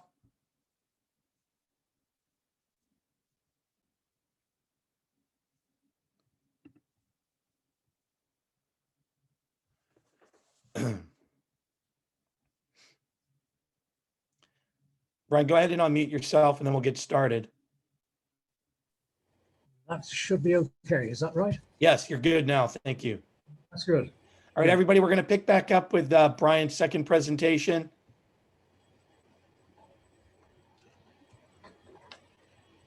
Okay. First of all, could I thank Isidore for his presentation? It was very informative and gave us a very good overview of beekeeping in New Jersey, which is a much larger area than we're actually covering. And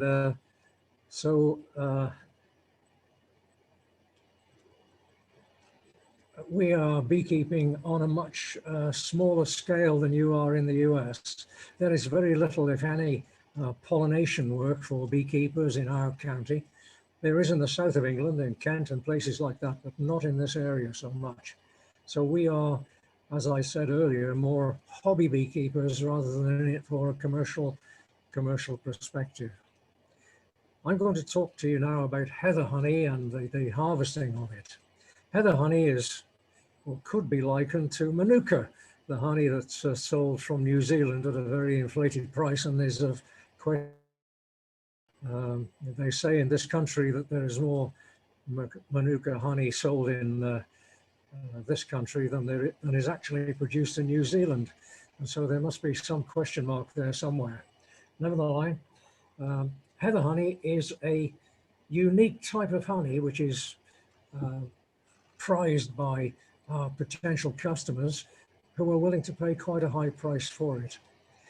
There aren't many beekeepers in this country that produce it because it is much more difficult to produce than normal honey that we are gathering day by day.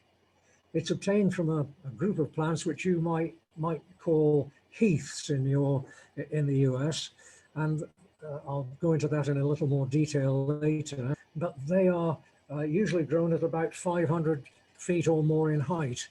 And on your screen now, you will see that there are some photographs of heather plants in flower on the coast. And then there's a close-up of a heather bloom on the right-hand side of your screen. The flowers themselves are very, very small. And so they're easy for the bees to gather the nectar. They don't have to struggle to get into the flower. They can quickly nib up to it, rob the nectar from the flower and go to the next one. So it's actually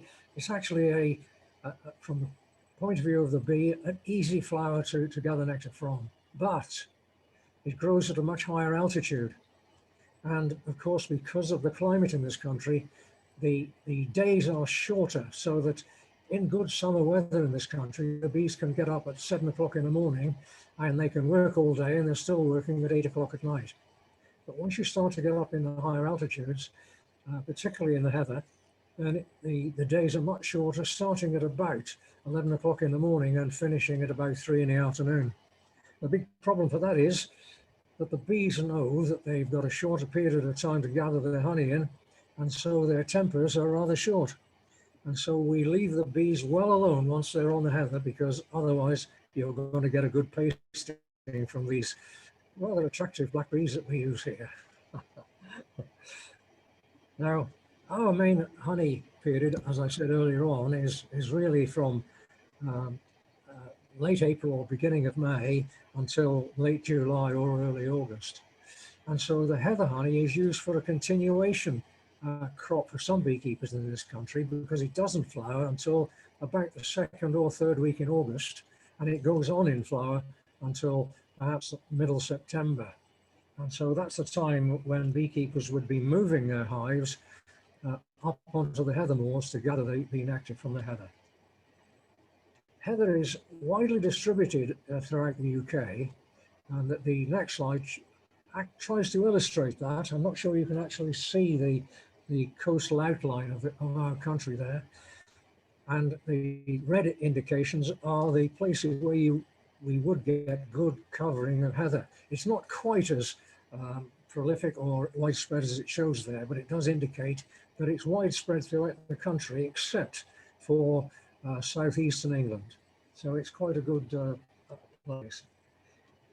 There is a strategy for moving bees to the heather honey, in that, as I said earlier, our main honey gathering season is May to July, and so the size of our colony expands dramatically from late May until July. And in July, our colonies are very large in population. And you may think that those are the colonies to take to the heather because you're taking a lot of worker bees up there and you're going to get a bumper harvest. But that's a fallacy. It's no good taking old bees to a crop to gather honey. You've got to take young bees there. And so you have to plan for the heather honey and either get a good strong swarm in the beginning of July, or a good nucleus in the beginning of July. Make sure that it's got plenty of food. Take the conditions that the queen is laying very heavily all the time and continues laying in August, so that you have a population of young bees within the colony to take up to the heather. That's the time when you'll get a decent crop of heather honey, not by taking old bees there, as I said earlier. Those bees are worn out through work during the summer months, and they are just waiting to prepare for their winter life, starting in the beginning of August, and the old bees will be dying off very rapidly at that particular time, and the colony will not be very prolific at that time.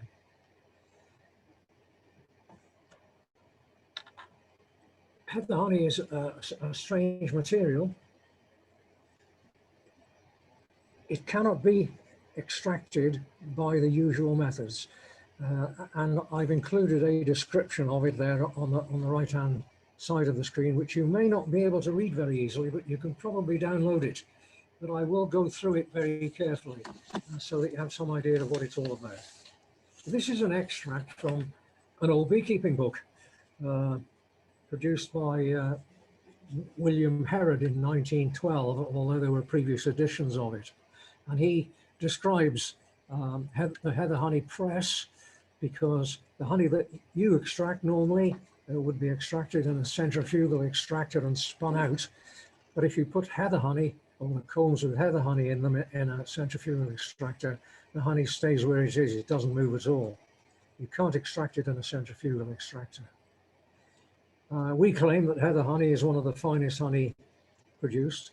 It's produced from a plant which is called ling heather, and its actual name is Calluna vulgaris. It's not Latin name, and this is the common heather plant that we see on our hillsides. There is another species of heather honey called Erica cinerea, which is not as common or as good as the first heather one, because the honey is of thinner density and it can be extracted with a centrifugal extractor, but it doesn't have the same properties or advantages of true heather honey. Heather honey is a jelly-like substance, very thixotropic. It has an extremely strong smell and a sharp taste, which gets more pleasant on the tongue after a minute or two. But the initial reaction to heather honey is something of a shock at its sharpness to start off with. And it's a very prized honey. It's gelatinous. It's a rich amber in color and free from rounded granules, characteristic of granulated honey. It's a difficult honey to liquefy, and so you wouldn't attempt to do that. It's no good putting it in a heating cabinet and expecting it to liquefy and then being able to extract it in the normal way. It doesn't work like that at all. It would result in the honey swelling, running out of the combs perhaps, and which you'll be unable to collect and to jar it. We think that it is a pure honey if pure heather, providing it doesn't granulate. But of course, bees cannot be controlled when they're moving from their hives. So if the bees are gathering heather honey plus nectar from other sources, sometimes it granulates with the heather. And then you know that you've got a mixture of honey rather than a pure honey at all.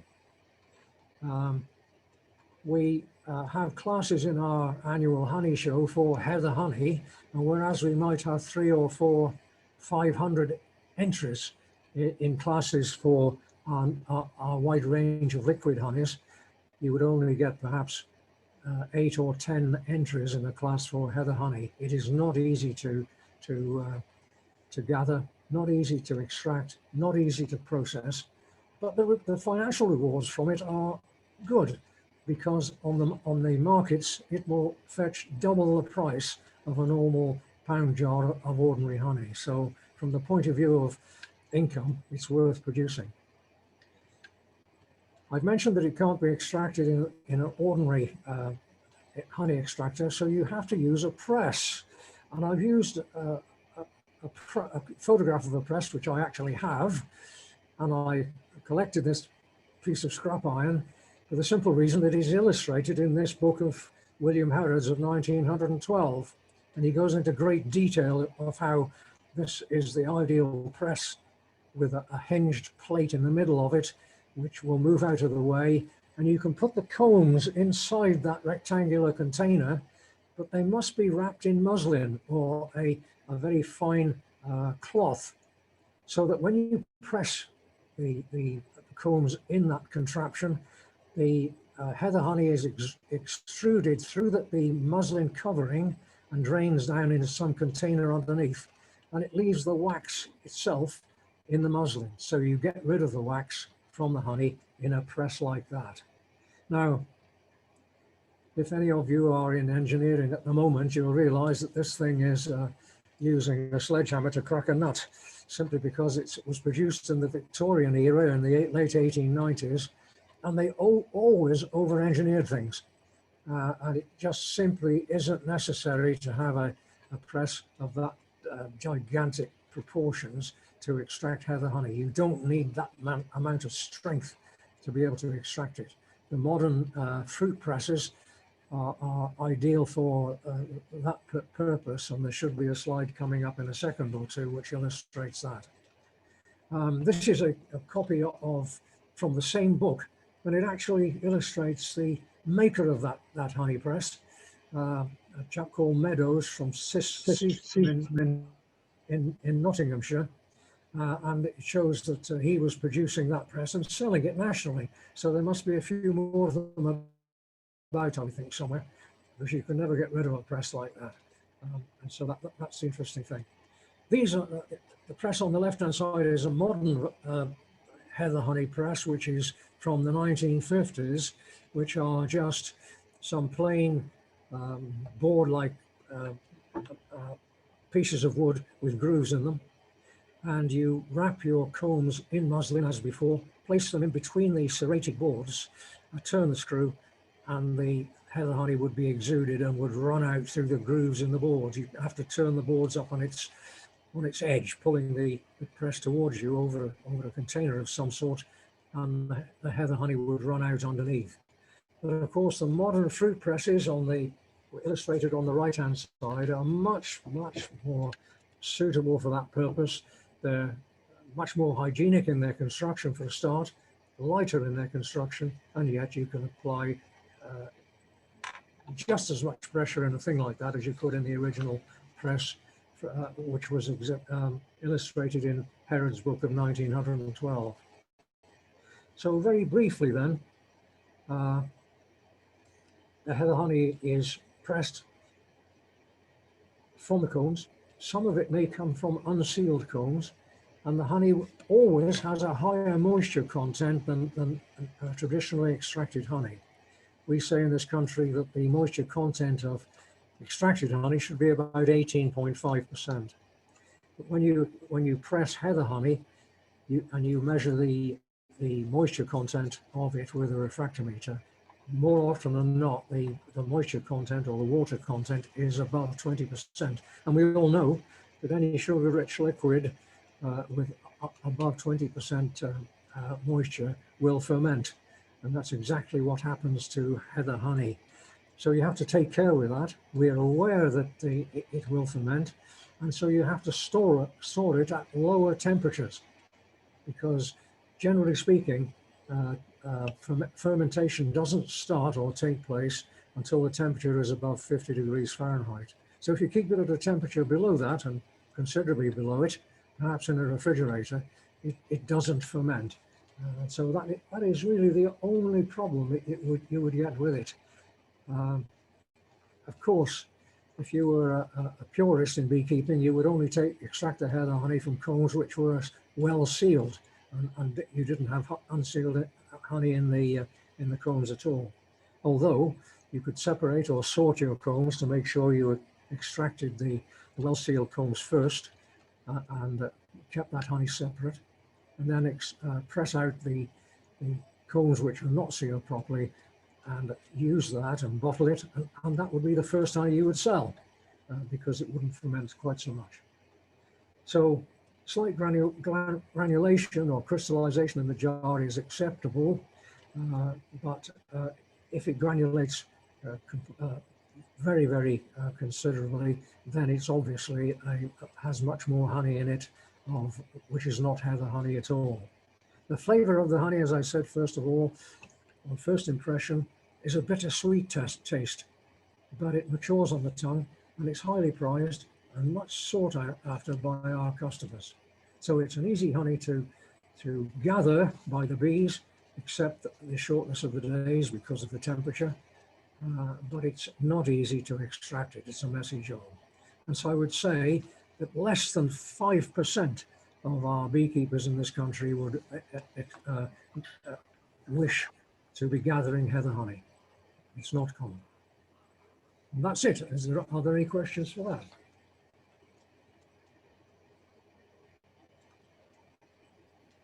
Thank you so much, Brian.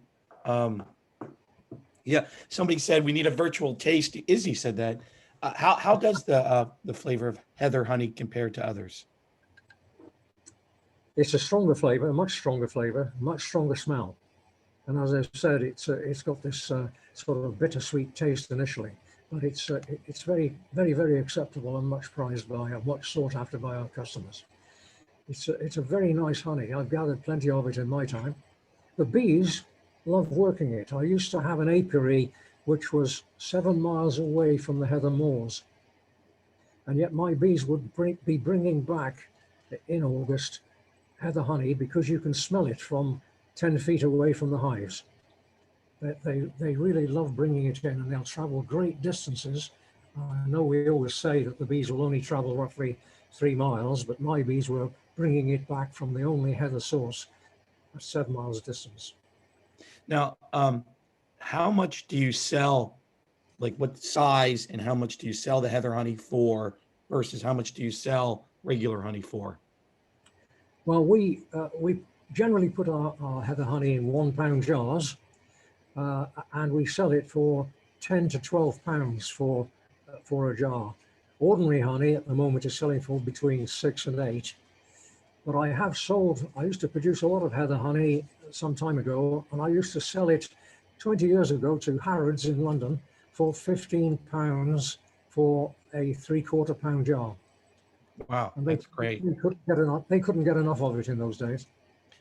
So 10 pounds, I just did the conversion for everybody, is just under 14 US dollars. Yes. Now, somebody asked, is anybody in your club sell heather honey that they could order from the US? I'm not aware of that, but we'll make inquiries, and if there is, then we'll send you their details. They would almost certainly have sold out their stocks of heather honey by now, but we can find out who is going to gather any heather honey in the coming season, and we could send it to the US, no problem at all. Right, and somebody asked, do you ever use heather honey to make mead? Yes.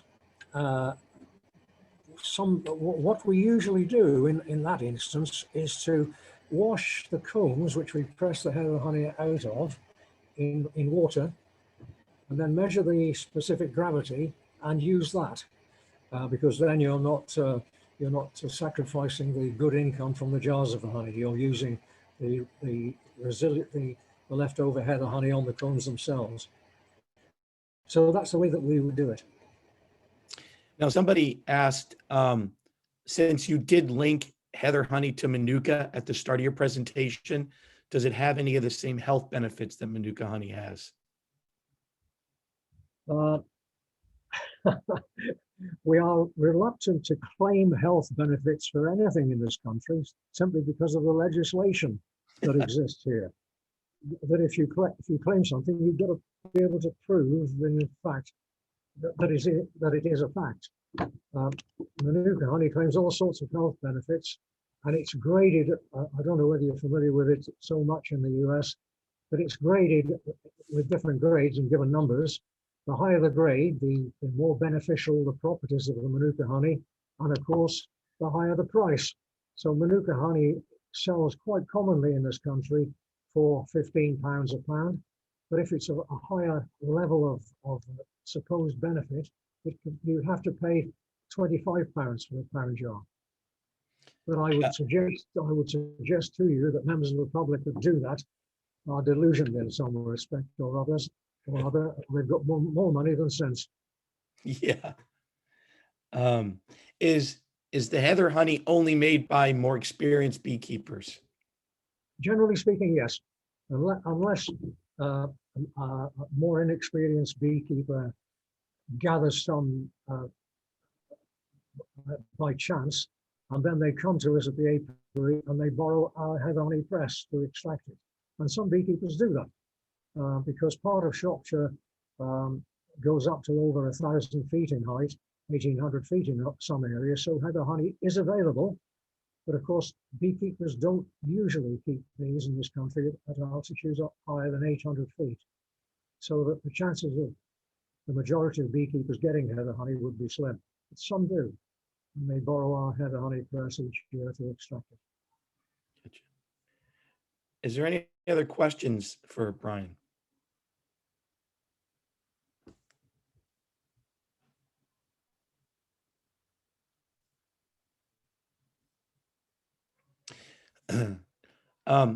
A question is, do you sponsor honey contests within your beekeeping group?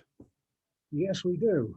But I could have included all sorts of photographs of our exhibition each year because we run a major honey show. It's the second largest in the country.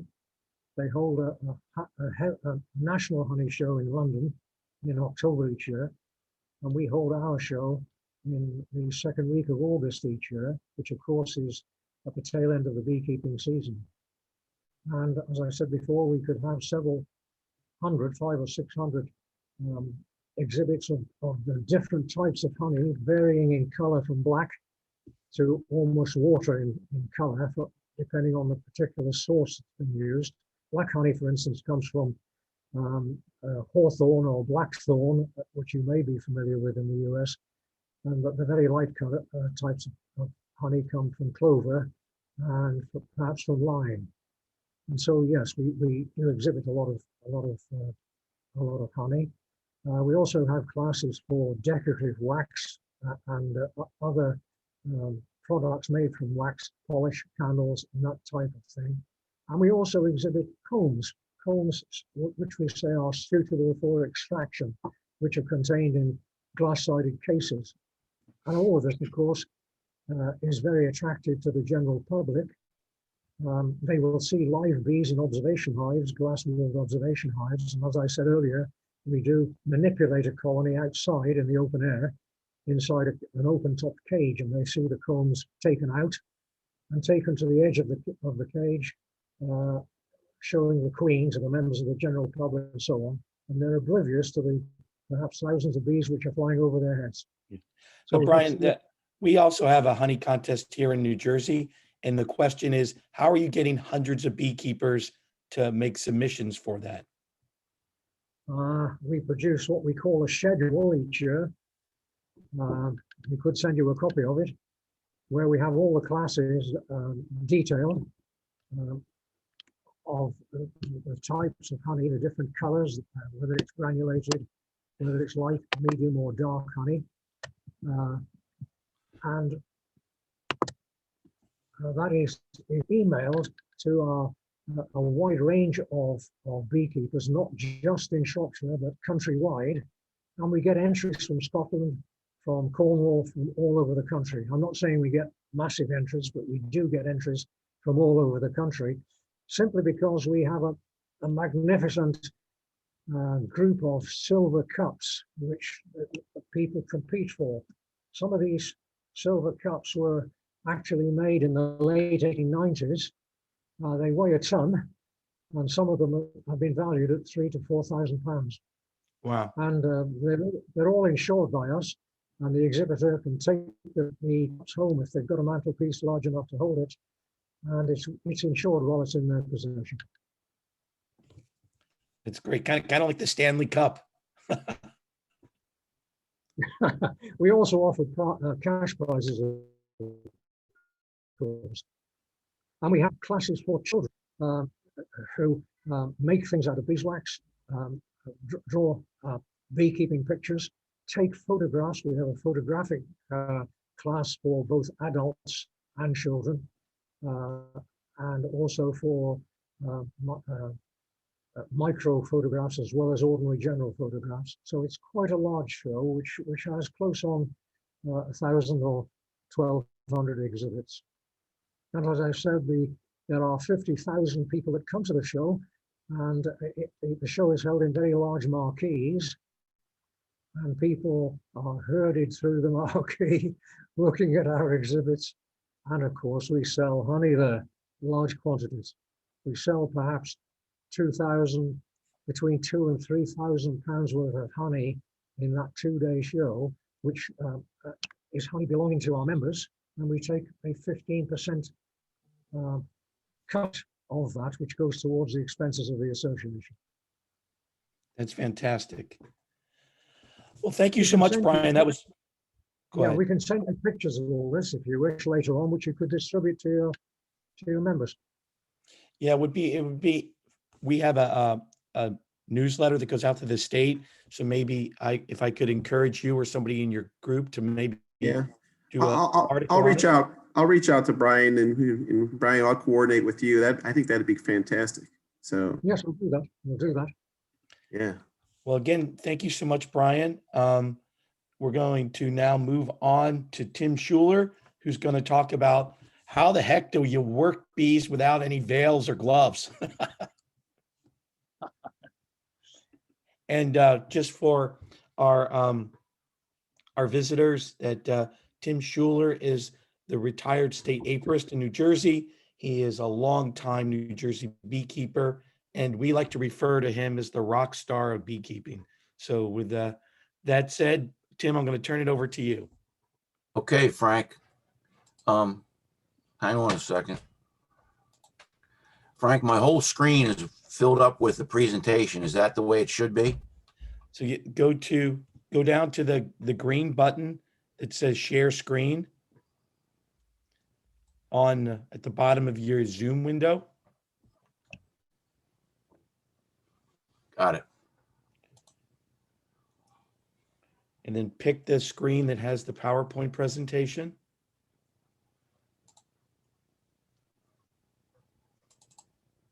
Okay.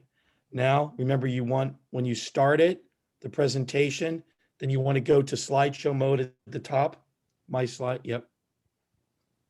You're good, Tim. Okay. Very good. And you can hear me okay, eh?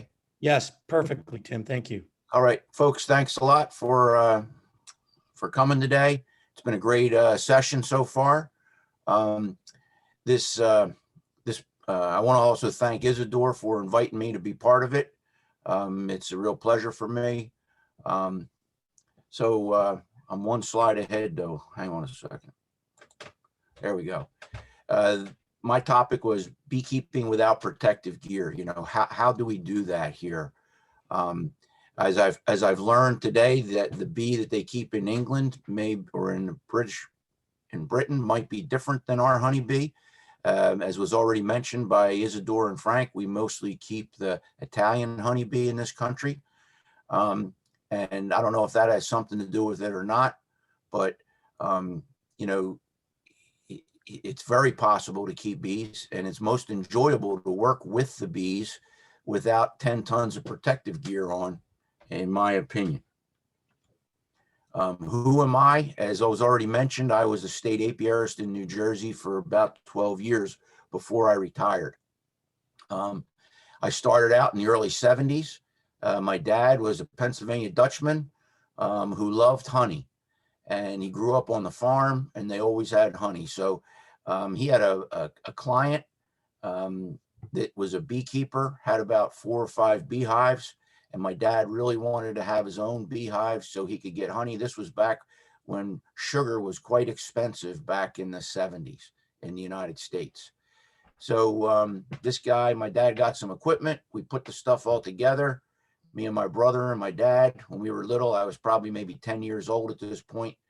And this guy gave us a swarm, and we really didn't know anything. We never took a beekeeping course, only looked at pictures in a book, really didn't read much, and just kind of started doing it.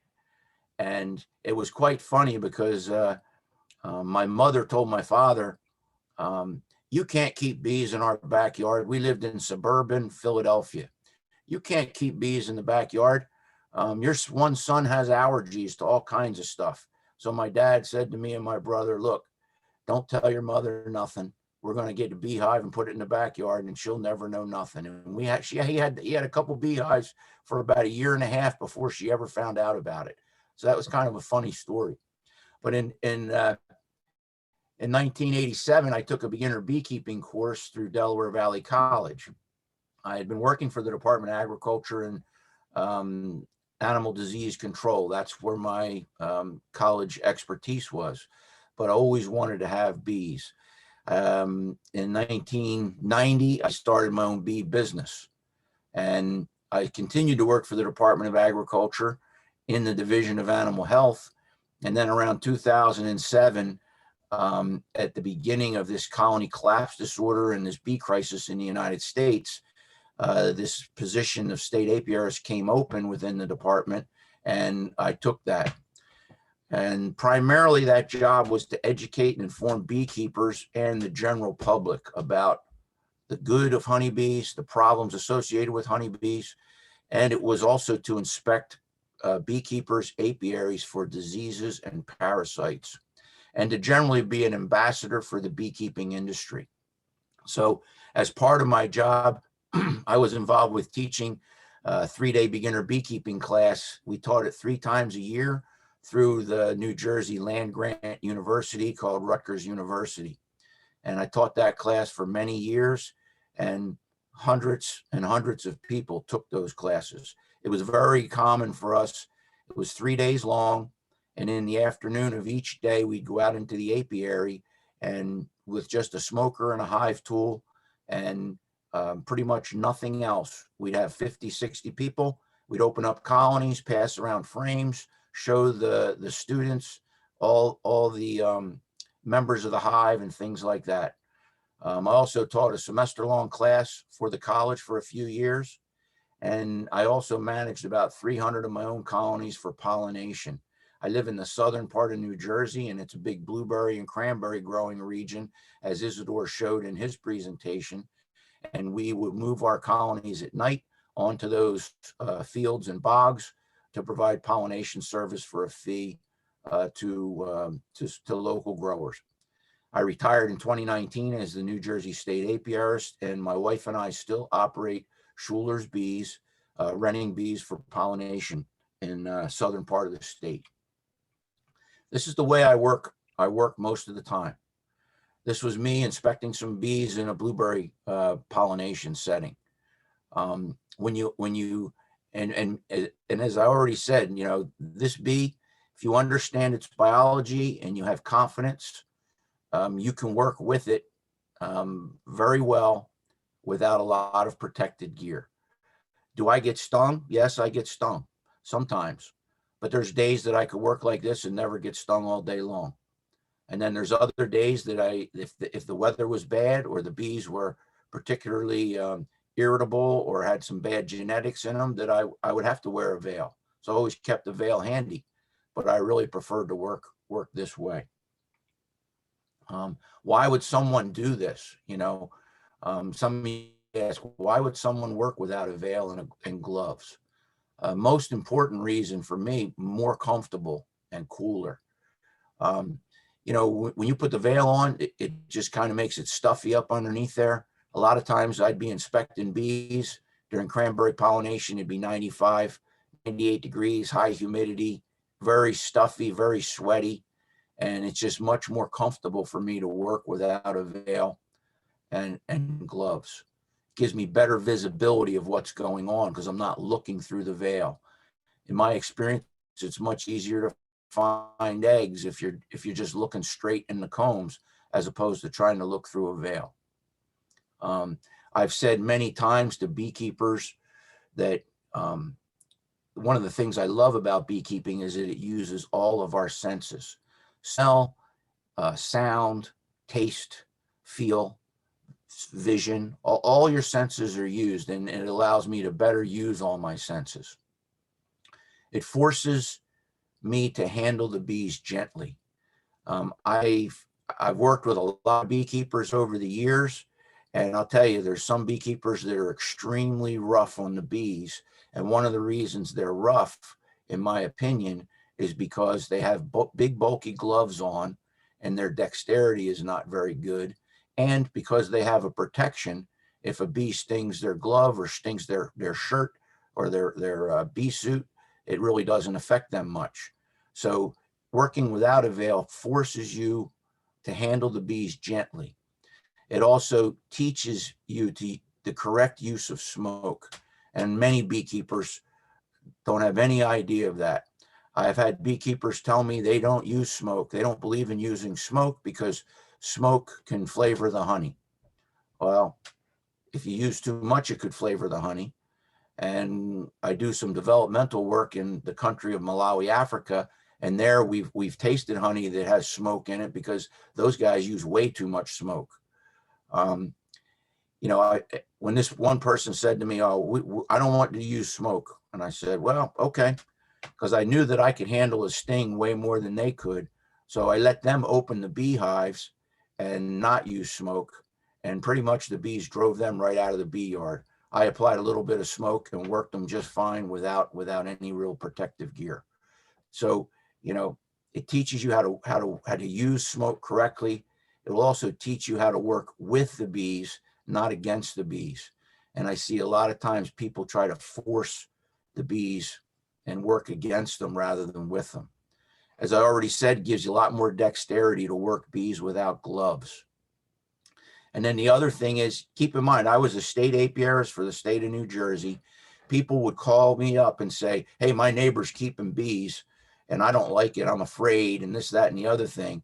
If I went out there in a complete protective suit without 1 inch of skin showing, what kind of message does my attire, does my getup send to that person who's not a beekeeper, but is afraid of their next door neighbor who's keeping 1 or 2 hives in their backyard?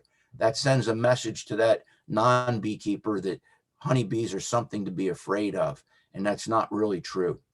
So those were some of the main reasons that I would not use that.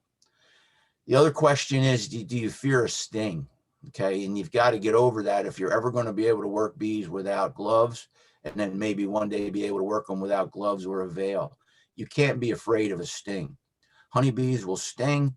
There's some pain and swelling associated with that. That's a normal reaction. The bees will mark you with a sting, so it's very important to apply smoke, because if one stings you and you don't apply smoke to that area and get the stinger removed, the more bees will want to try to sting you in that same spot. So it's very important to cover up any stings with smoke. And, you know, you need to be able to take a sting, and you got to get over that little bit of fear, if you have that, before you would ever try to work bees without protective gear. I don't know about in the UK, but in America, there's a game that kids play called Operation. And this is a board game with little things that have to be removed by the tweezers. I don't know if you guys can see the tweezers here. And if these tweezers touch the side of these slots on this guy's body, the buzzer goes off. And kind of working bees without protective gear is like the game Operation to me, because the bees will correct your behavior. If you're too rough with them, they'll sting. If you're smashing a lot of bees, they'll sting. But if you're working with them gently, using smoke, being careful not to smash a lot of bees, generally the bees in America anyway are very, very content to work with you on that.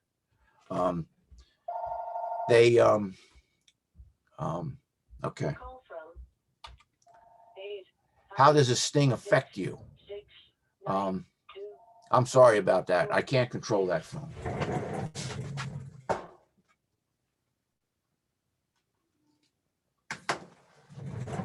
I'm sorry about that. That was a distraction for me. So how does a sting affect you? Okay. Normal, or pain and swelling is normal. Okay. You can train your mind to stay calm. I remember when I first took my first class on beekeeping, and started working with a commercial beekeeper friend of mine, training my mind to allow bees to crawl on my skin, to crawl on my neck, without reacting, was a very, very important thing to do. I see people, if a bee lands on their arm, they start twitching, really like, you start jumping around like that is not conducive to working bees without protective gear. When you are not calm, the bees are much more likely to sting. And so you really need to train your mind to stay calm if a bee lands on you. Many times when I would teach those classes, there'd be a bee crawling up my neck, crawling up my cheek, crawling up my ear. The bees land and they walk around and then they fly again. You can kind of tell if a bee wants to sting you because they're buzzing pretty hard and they're coming at you with their abdomen down low. But if they're just walking across your skin, they're only going to sting you if you kind of mush them or you roll them or you rub up against them and squeeze them a little. They can walk across you and then fly away shortly after that. So it's important to be able to train your mind to stay calm if a bee lands on you. Those people are people that have bad reactions, such as severe swellings or anaphylaxis, really should not work bees without protective gear and an EpiPen, if they should even work bees at all. Now, I know some beekeepers in New Jersey who I've worked with many times, and they always wear a complete bee suit, and it's because they've had a sting in the past that sent them to the hospital with an anaphylactic reaction. So they still love bees and want to keep bees, and perfectly understandable. But if you're one of those people, you should never try to work them without protective gear. The other thing I would say is, when I first started keeping bees, my reactions would be, I'd have a lot more swelling than I do now. And regular stings over time, I believe, will lead to a lesser reaction for some people. At least I'll say that for me, I have very little swelling when I get stung now, and the swelling goes away very quickly. So, and I believe that's because I've been stung regularly over long periods of time. My mentor was Jacob Mathenius. That's that old guy with the white and green hat with the circles around him. He was the New Jersey State Apiarist from 1952 to 1990. And as far as he was concerned, no bee inspector, he would not hire a bee inspector that could not work bees without gloves. We would wear veils at times, but it was very important for a bee inspector to be able to take a sting. And the reason he did not want bee inspectors wearing gloves was because gloves could spread disease. And back then, our primary disease in New Jersey was American foul brood. So it's very important to be able to wash your hands and disinfect them if you got into a diseased colony. So, for my job interview, when I went to work for him, he took me out onto a blueberry holding yard where they were getting ready to load bees up after blueberry pollination in order to ship them to another state. And my job interview was to help inspect this large number of kind of irritated, disoriented colonies without gloves. And twofold, he wanted to see if I'd have any reaction to it and if I could take a sting, and he wanted to see if I'd quit, because that's a good way to tell whether a guy's going to stick it out or not. So the bottom line is I got the job. So I passed the test. And in this day and age, it's probably illegal to give a test like that, but that's the way they tested me back in the early 90s. So, yeah. Do you understand the correct use of smoke? That's an important thing for someone who's going to work bees gently and work bees without protective gear. As far as I'm concerned, the smoker is the most important tool that a beekeeper uses. As Brian was saying about using cardboard and stuff, I've had some people try to get me to use that here. The bees never seem to behave very well with the cardboard we have here. I've had other people try to get me to use those coffee carriers. If you went to a convenience store and you carried out 4 cups of coffee in those press board or cardboard containers. Some people like them. Never really worked good for me. Pretty much I use either pine needles, white pine needles, or I use straw. As I said, the smoker, most important tool. I would say never work bees without a lit smoker nearby. And I know Brian mentioned that when he was talking. Never touch a hive before lightly smoking the entrance. Honeybees are very sensitive to vibrations, sensitive to rocks coming off the hive, or over here in America, to protect the lids from blowing off in the wind, we often put bricks or some sort of a rock or a cinder block on top of colonies. Some people ratchet strap them down. You never want to do anything to a beehive before puffing some smoke on that entrance. And I mean lightly smoke them. I used to tell people when I would do beginner beekeeping classes, it's kind of like if somebody came into your house and didn't ring the doorbell or knock on the door, they just walked right in, you would be alarmed and you'd be ready to jump them. And it's really the same with the bees, in my opinion. So if you keep multiple colonies on the same hive stand, and that's a trend that's very common in America now, or at least in New Jersey. I noticed in some of the slides that Brian was showing, the bees seem to be on individual hive stands. And in my opinion, that's a good way to go. But these shared hive stands, you need to smoke every bee on the stand, every hive on the stand before you open any of them or touch any of them, because the vibrations will travel right down the hive stand. And I've seen people smoke one, and by the time they get to the end of that row, the bees are ready to eat them alive. So I'll show you what I mean by a shared hive stand. This is an example. You can see here, all these colonies are on these pressure treated 4x4s.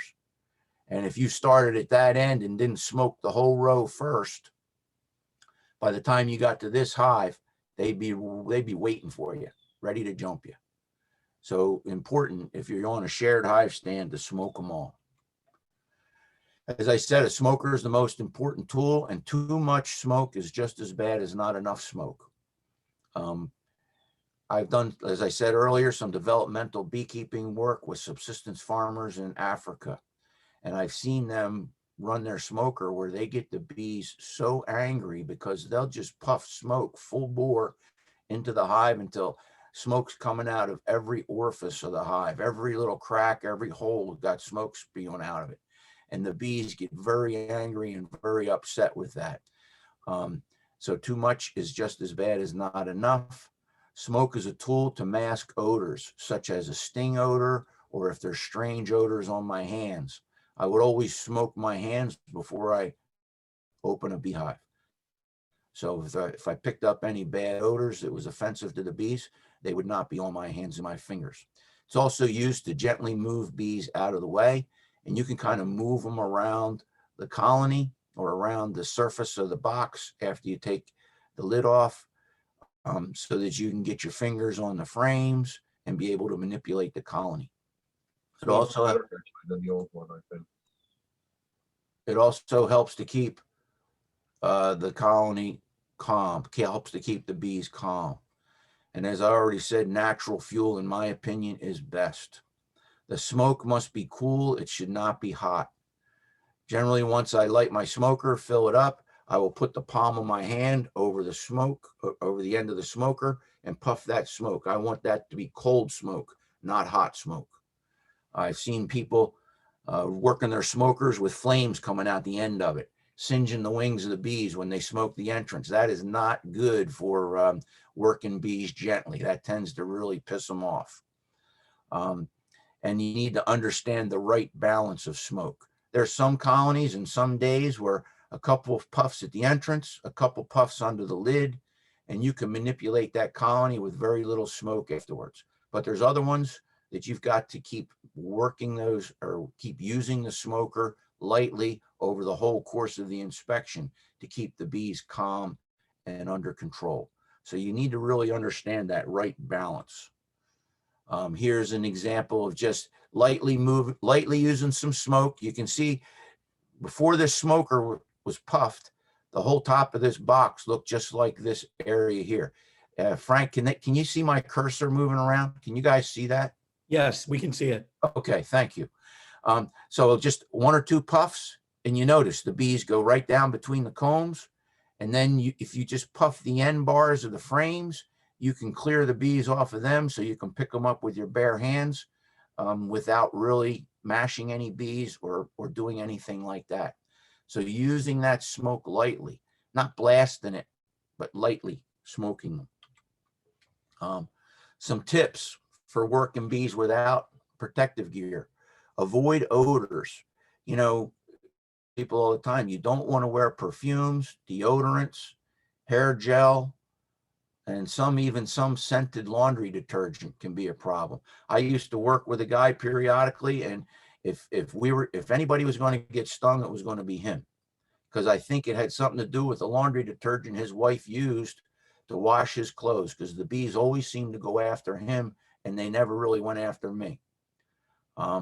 So you want to avoid odors, perfumes, and as I said, all that kind of stuff. Wear light colored, smooth clothing. Okay, light colored clothing. Don't wear sweaters to go in the bee yard. Don't wear fleeces to go in the bee yard. Wear, just light colored dungarees, t-shirt, button down shirt, that kind of stuff, where the bee's legs won't get hooked into the fabric of your garment. Make slow and deliberate movements. As I said earlier, don't be jerky in the bee yard. You want to move slow and deliberately. You want to work your colonies from the side. You don't want to block the entrance. I see people stand in the entranceway and all the bees are backed up behind them.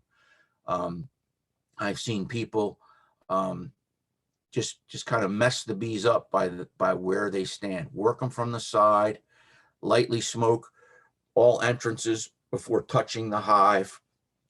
The best weather for working beehives is warm, sunny days. I'm sure you guys all know this, but just take it as a reminder. Sun, warm, ideally the bees are flying, and even more ideally, there's some sort of nectar or pollen coming in. When honeybees are focused on a gathering of food, they are much less likely to focus on you working that beehive. And the hive should be in the sun, not the shade. In my experience as state apiarist, many people think the bees need air conditioning. They think they need to be in the shade.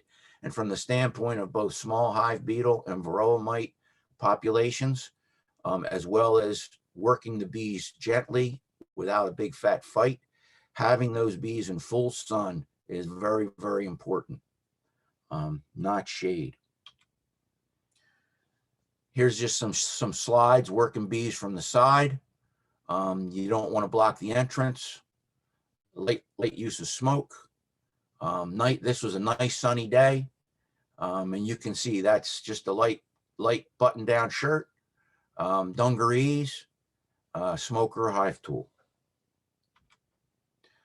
I've done some developmental work in Haiti, and the bees there are, they do tend to want to put them in the shade in a country like Haiti, because it gets very hot there in the summertime. And these bees behave a little differently, but in large part, that's because they're not really using well-maintained movable frame colonies. We see a lot of cross comb in these colonies that you have to break apart in order to pull a frame out and inspect it. And that kind of contributed to the bees being a little nasty. We see the same thing in Africa.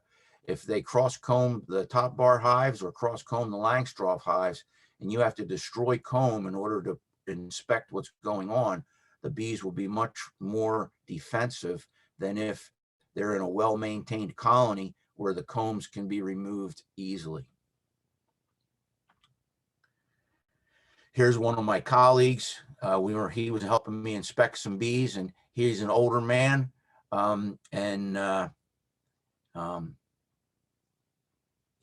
He worked bees without veil and gloves unless they got nasty or it was a cold day. It's very, very easy to do. This was inspecting colonies during blueberry pollination as well. So just to recap, some things to consider is, here I am. This is me collecting some pollen samples. We were doing a study on pesticide residues and pollen samples in different land use areas in our state of New Jersey. So things to consider: can you take a sting or multiple stings? Are you going to have a bad reaction in your body, or are you going to freak out and run around the apiary? You won't want to try working bees without protective gear if that's how you react to a sting. You want to evaluate the weather and the temperatures and humidity. Relatively low humidity, warm sunny days, warm temperature, so the bees are flying, is a good time to work bees without gloves and that sort of stuff. Do you use smoke properly and in good balance and smoke your hands? As I already said, do you understand when to use smoke? I watch the behavior of the bees. If they start getting a little nervous on the combs, I'll puff them with a little bit of smoke. But if they're behaving very well and going about their business while I'm inspecting a colony, I don't give them any smoke unless they start warranting it. Avoid odors on your body, make slow, deliberate movements, keep a veil close by. I'd always carry a veil to a bee yard because there's nothing worse than getting in a beehive. And if one turns sour on you, you want to have a veil. I've also inspected colonies where everything was very, very nice. The bees were gentle, behaving well. And then all of a sudden a front comes through where the barometer will drop like a storm's coming through, and the bees can often get much more defensive when that barometric pressure shifts quickly.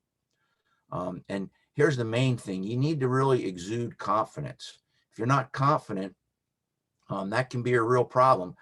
I don't know that anyone's ever studied this, but in my observation or my experience, I think bees can sense fear. And I've seen people have called me out as a state apiarist to say, hey, I think my bees are Africanized, because every time I go near this one colony, they always get angry and they always sting me and this, that, and the other thing. And I'll go out there and work that hive just like you see me right here with no problem whatsoever. And I really think it's important to have confidence. Bees are a lot like dogs. If you're afraid of a dog, they'll bully you. And I think honeybees will bully you if you're afraid of them, and they can sense that. Okay. Do you understand honey behavior?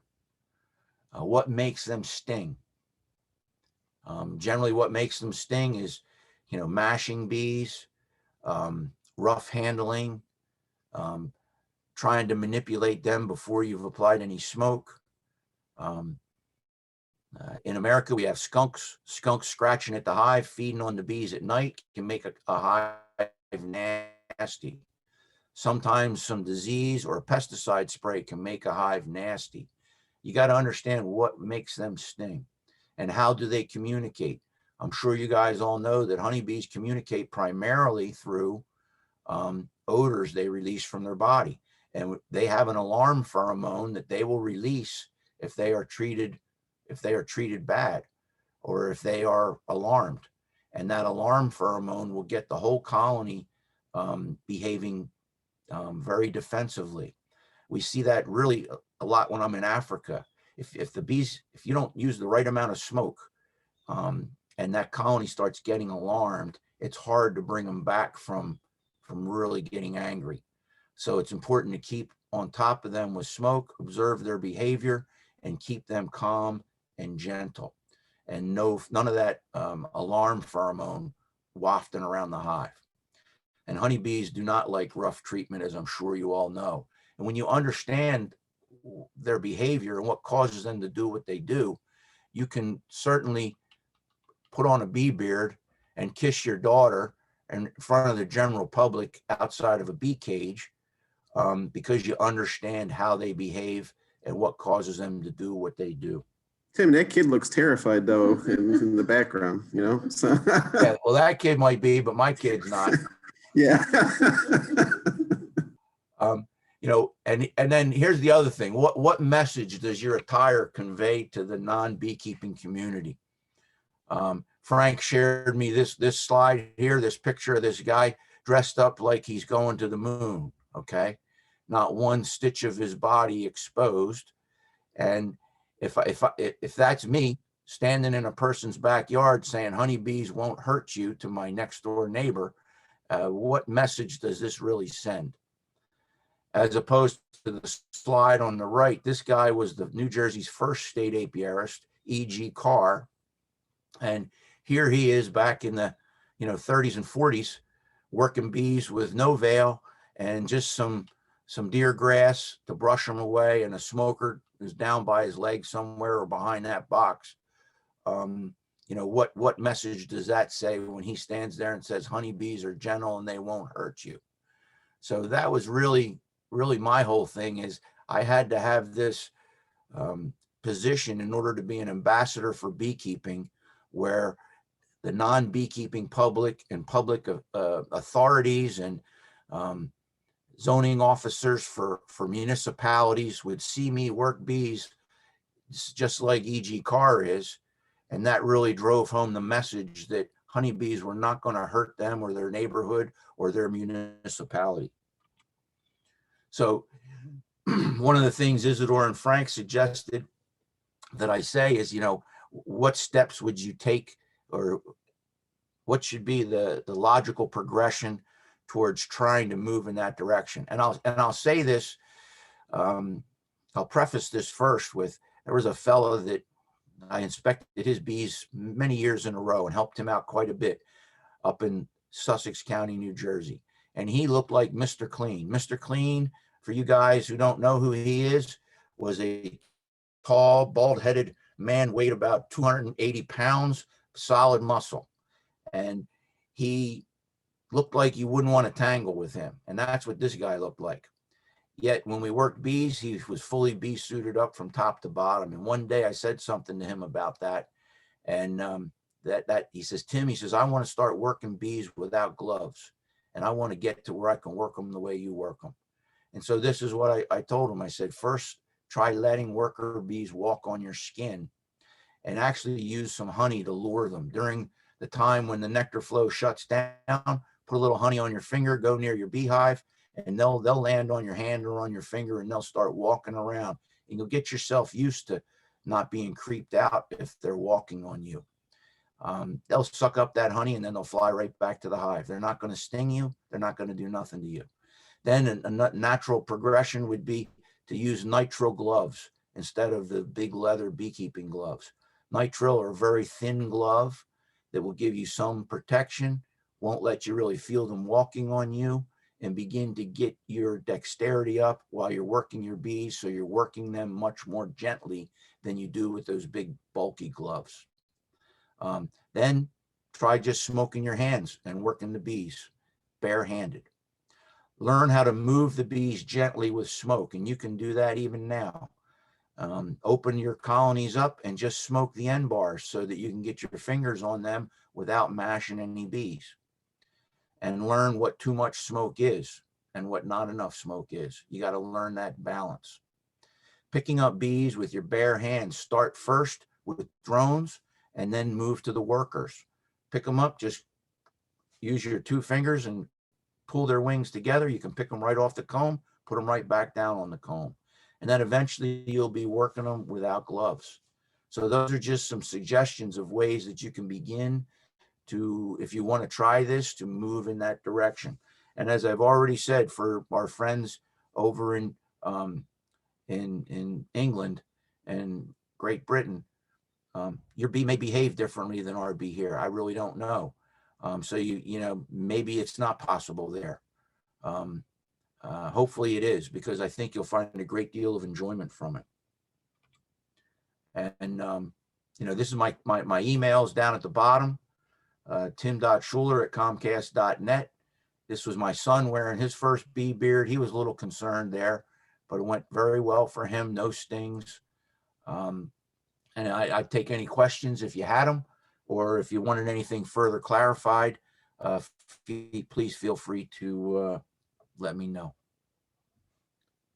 Thank you, Tim. If anyone has any questions for Tim, please put them in the chat. I see that there was a few early on, but I believe that Tim answered those, so I'm not going to respond to those directly. One that did come up, Tim, though, that if you wanted to ask or respond to, was that do you think when you're not wearing a veil, is your glasses that you wear enough protection for your eyes? I've generally not had problems with that, Frank, but my friend John Gott mentioned to me last night that he will always wear safety glasses, and that's probably a good thing to give a little more protection around his eyes. It's a clear safety glass, I think with a rubber gasket around it. I generally just wear my glasses. If a bee gets between my eye and my glasses, I just close my eye, take the glasses off, and they generally fly away.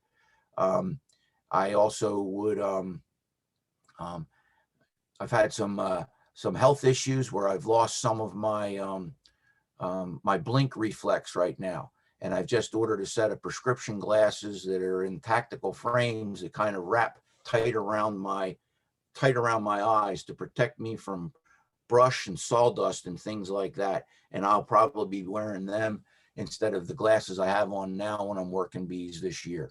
But generally that's not that big of a deal. But by all means, safety glasses are a good safety method for sure.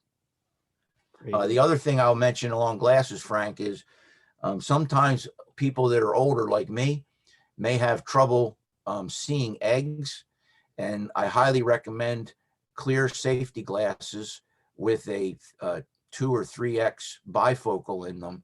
They are very, very handy for spotting eggs on cloudy days and for spotting eggs as your vision maybe gets a little less accurate as you age. So I would keep a set in my truck all the time, and they actually have the wraparound frame that comes tight on either side to give good protection with either a 2 or 3x bifocal, and they're only about $14 or $15, and they're kind of good because they give you extra eye protection for bees flying around as well. Gotcha. Does anybody have any questions? Tim also mentioned the work that he does in Malawi. So this is a good time to hear more about his excellent work that he does over there as well.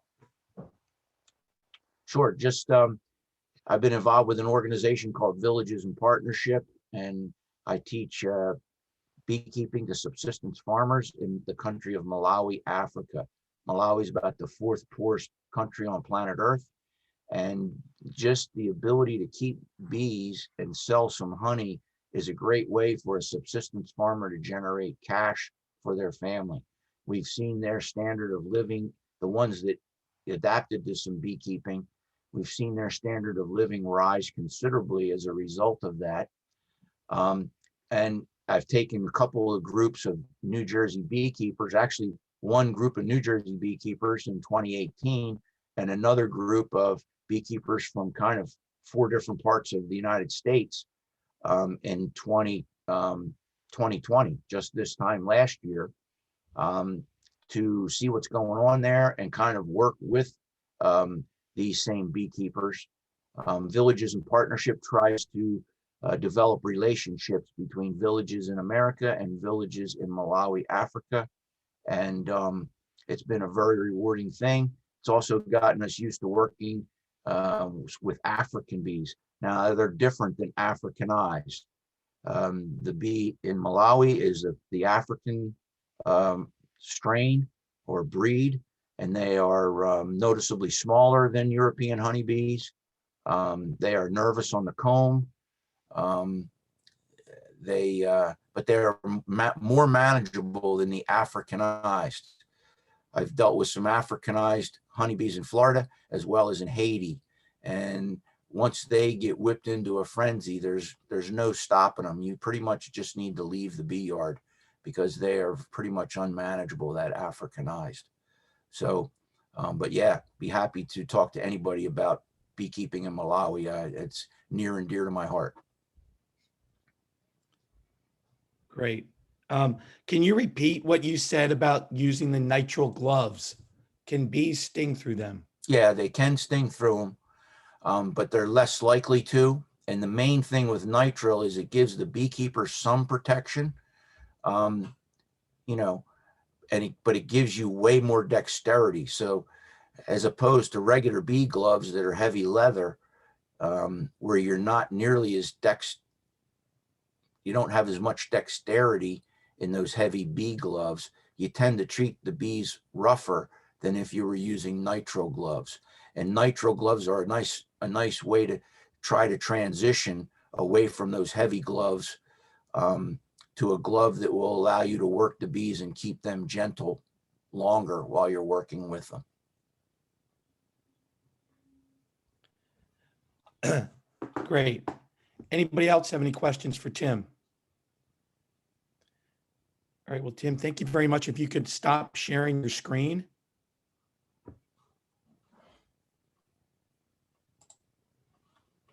Perfect. Thanks, Frank. Thank you. Izzy, I'm going to go back to you now. Yep, I'm just going to play a very short video. It's a video from AI Root in their website. It's basically going to answer Simon's questions and showing the industrialization of, I guess, what Ohio was doing back then. And so let me know if you can hear the video. If not, I'll just stop right away, Frank, okay? Okay. All right, so here we go. Nothing yet. Nothing.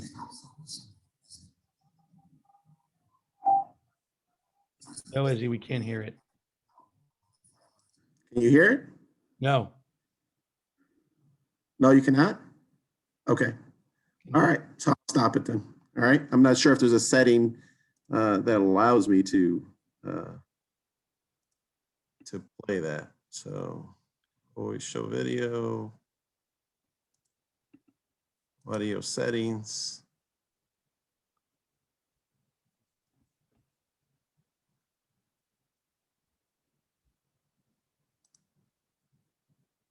Let me try this, Frank, one more time, okay? So, and then just tell me if it doesn't work.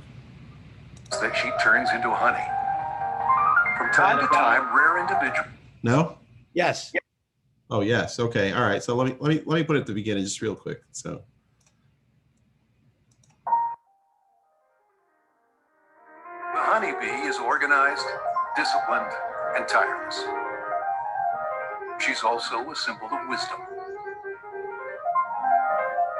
Just as the bee gathers pollen from many flowers that she turns into honey. From time to time, rare individuals gather knowledge from many sources that they eventually turn into wisdom. The founder of Root Candles, Amos Ives Root, was fascinated with honeybees. An intellectually curious man, his diverse interests matched the inventive spirit of his times. A.I. Root was the embodiment of the strive and succeed 19th century American personality. He was an entrepreneur, inventor, author, publisher, apiarist, visionary, and humanitarian. But first and foremost, he was a man of values. He cherished honesty, integrity, and like the honeybee, he loved plain old hard work.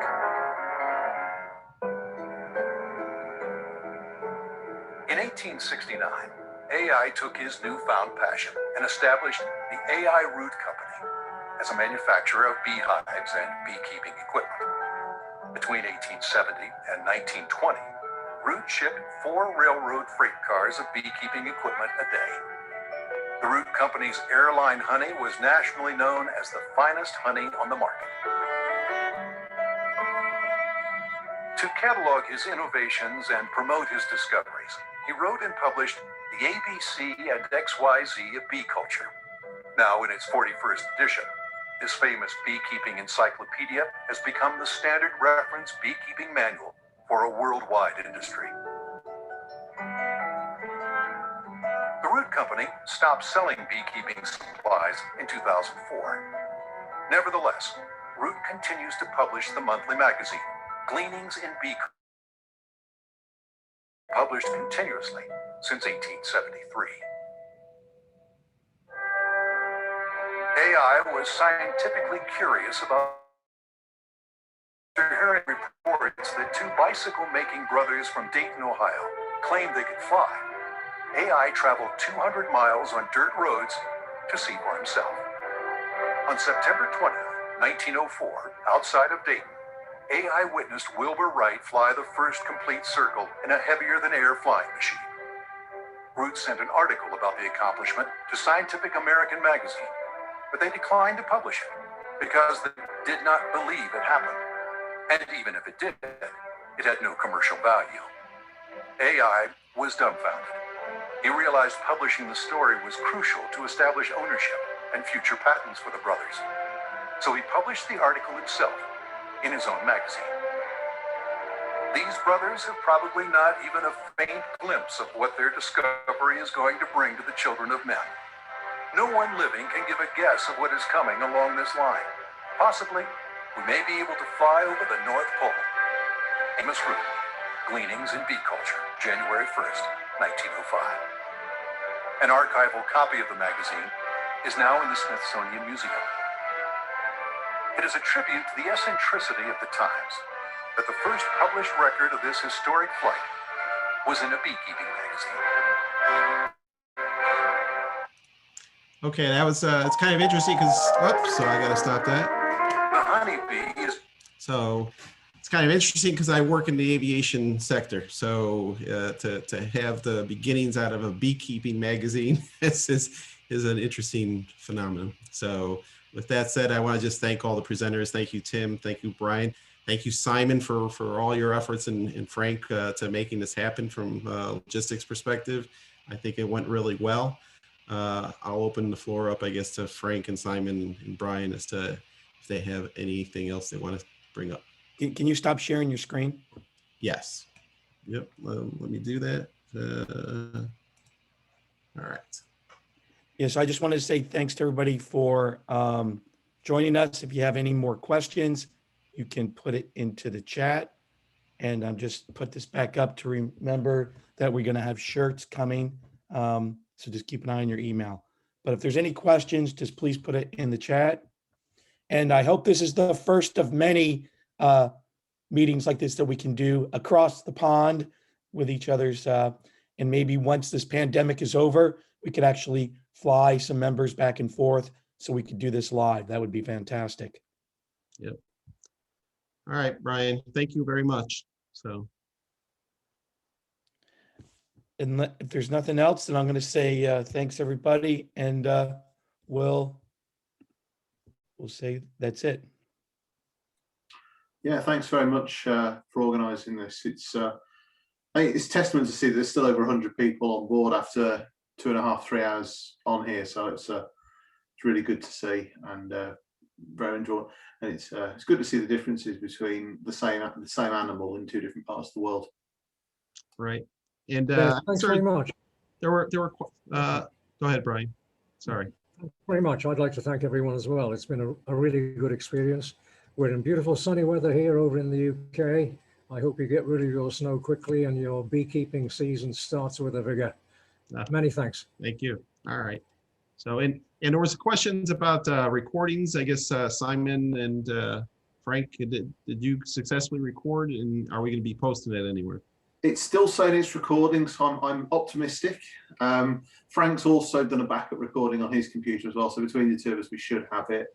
I shall cut it up and get it uploaded to YouTube. It probably will take a little bit of time to get converted. So at some point in the next 24 hours, I'll send an email out to everybody with it on, and feel free to share it out amongst your friends, colleagues, etc. Okay, very good. Thank you. All right.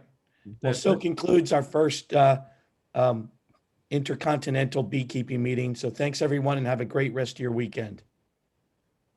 Enjoy. Take care. Bye. Thank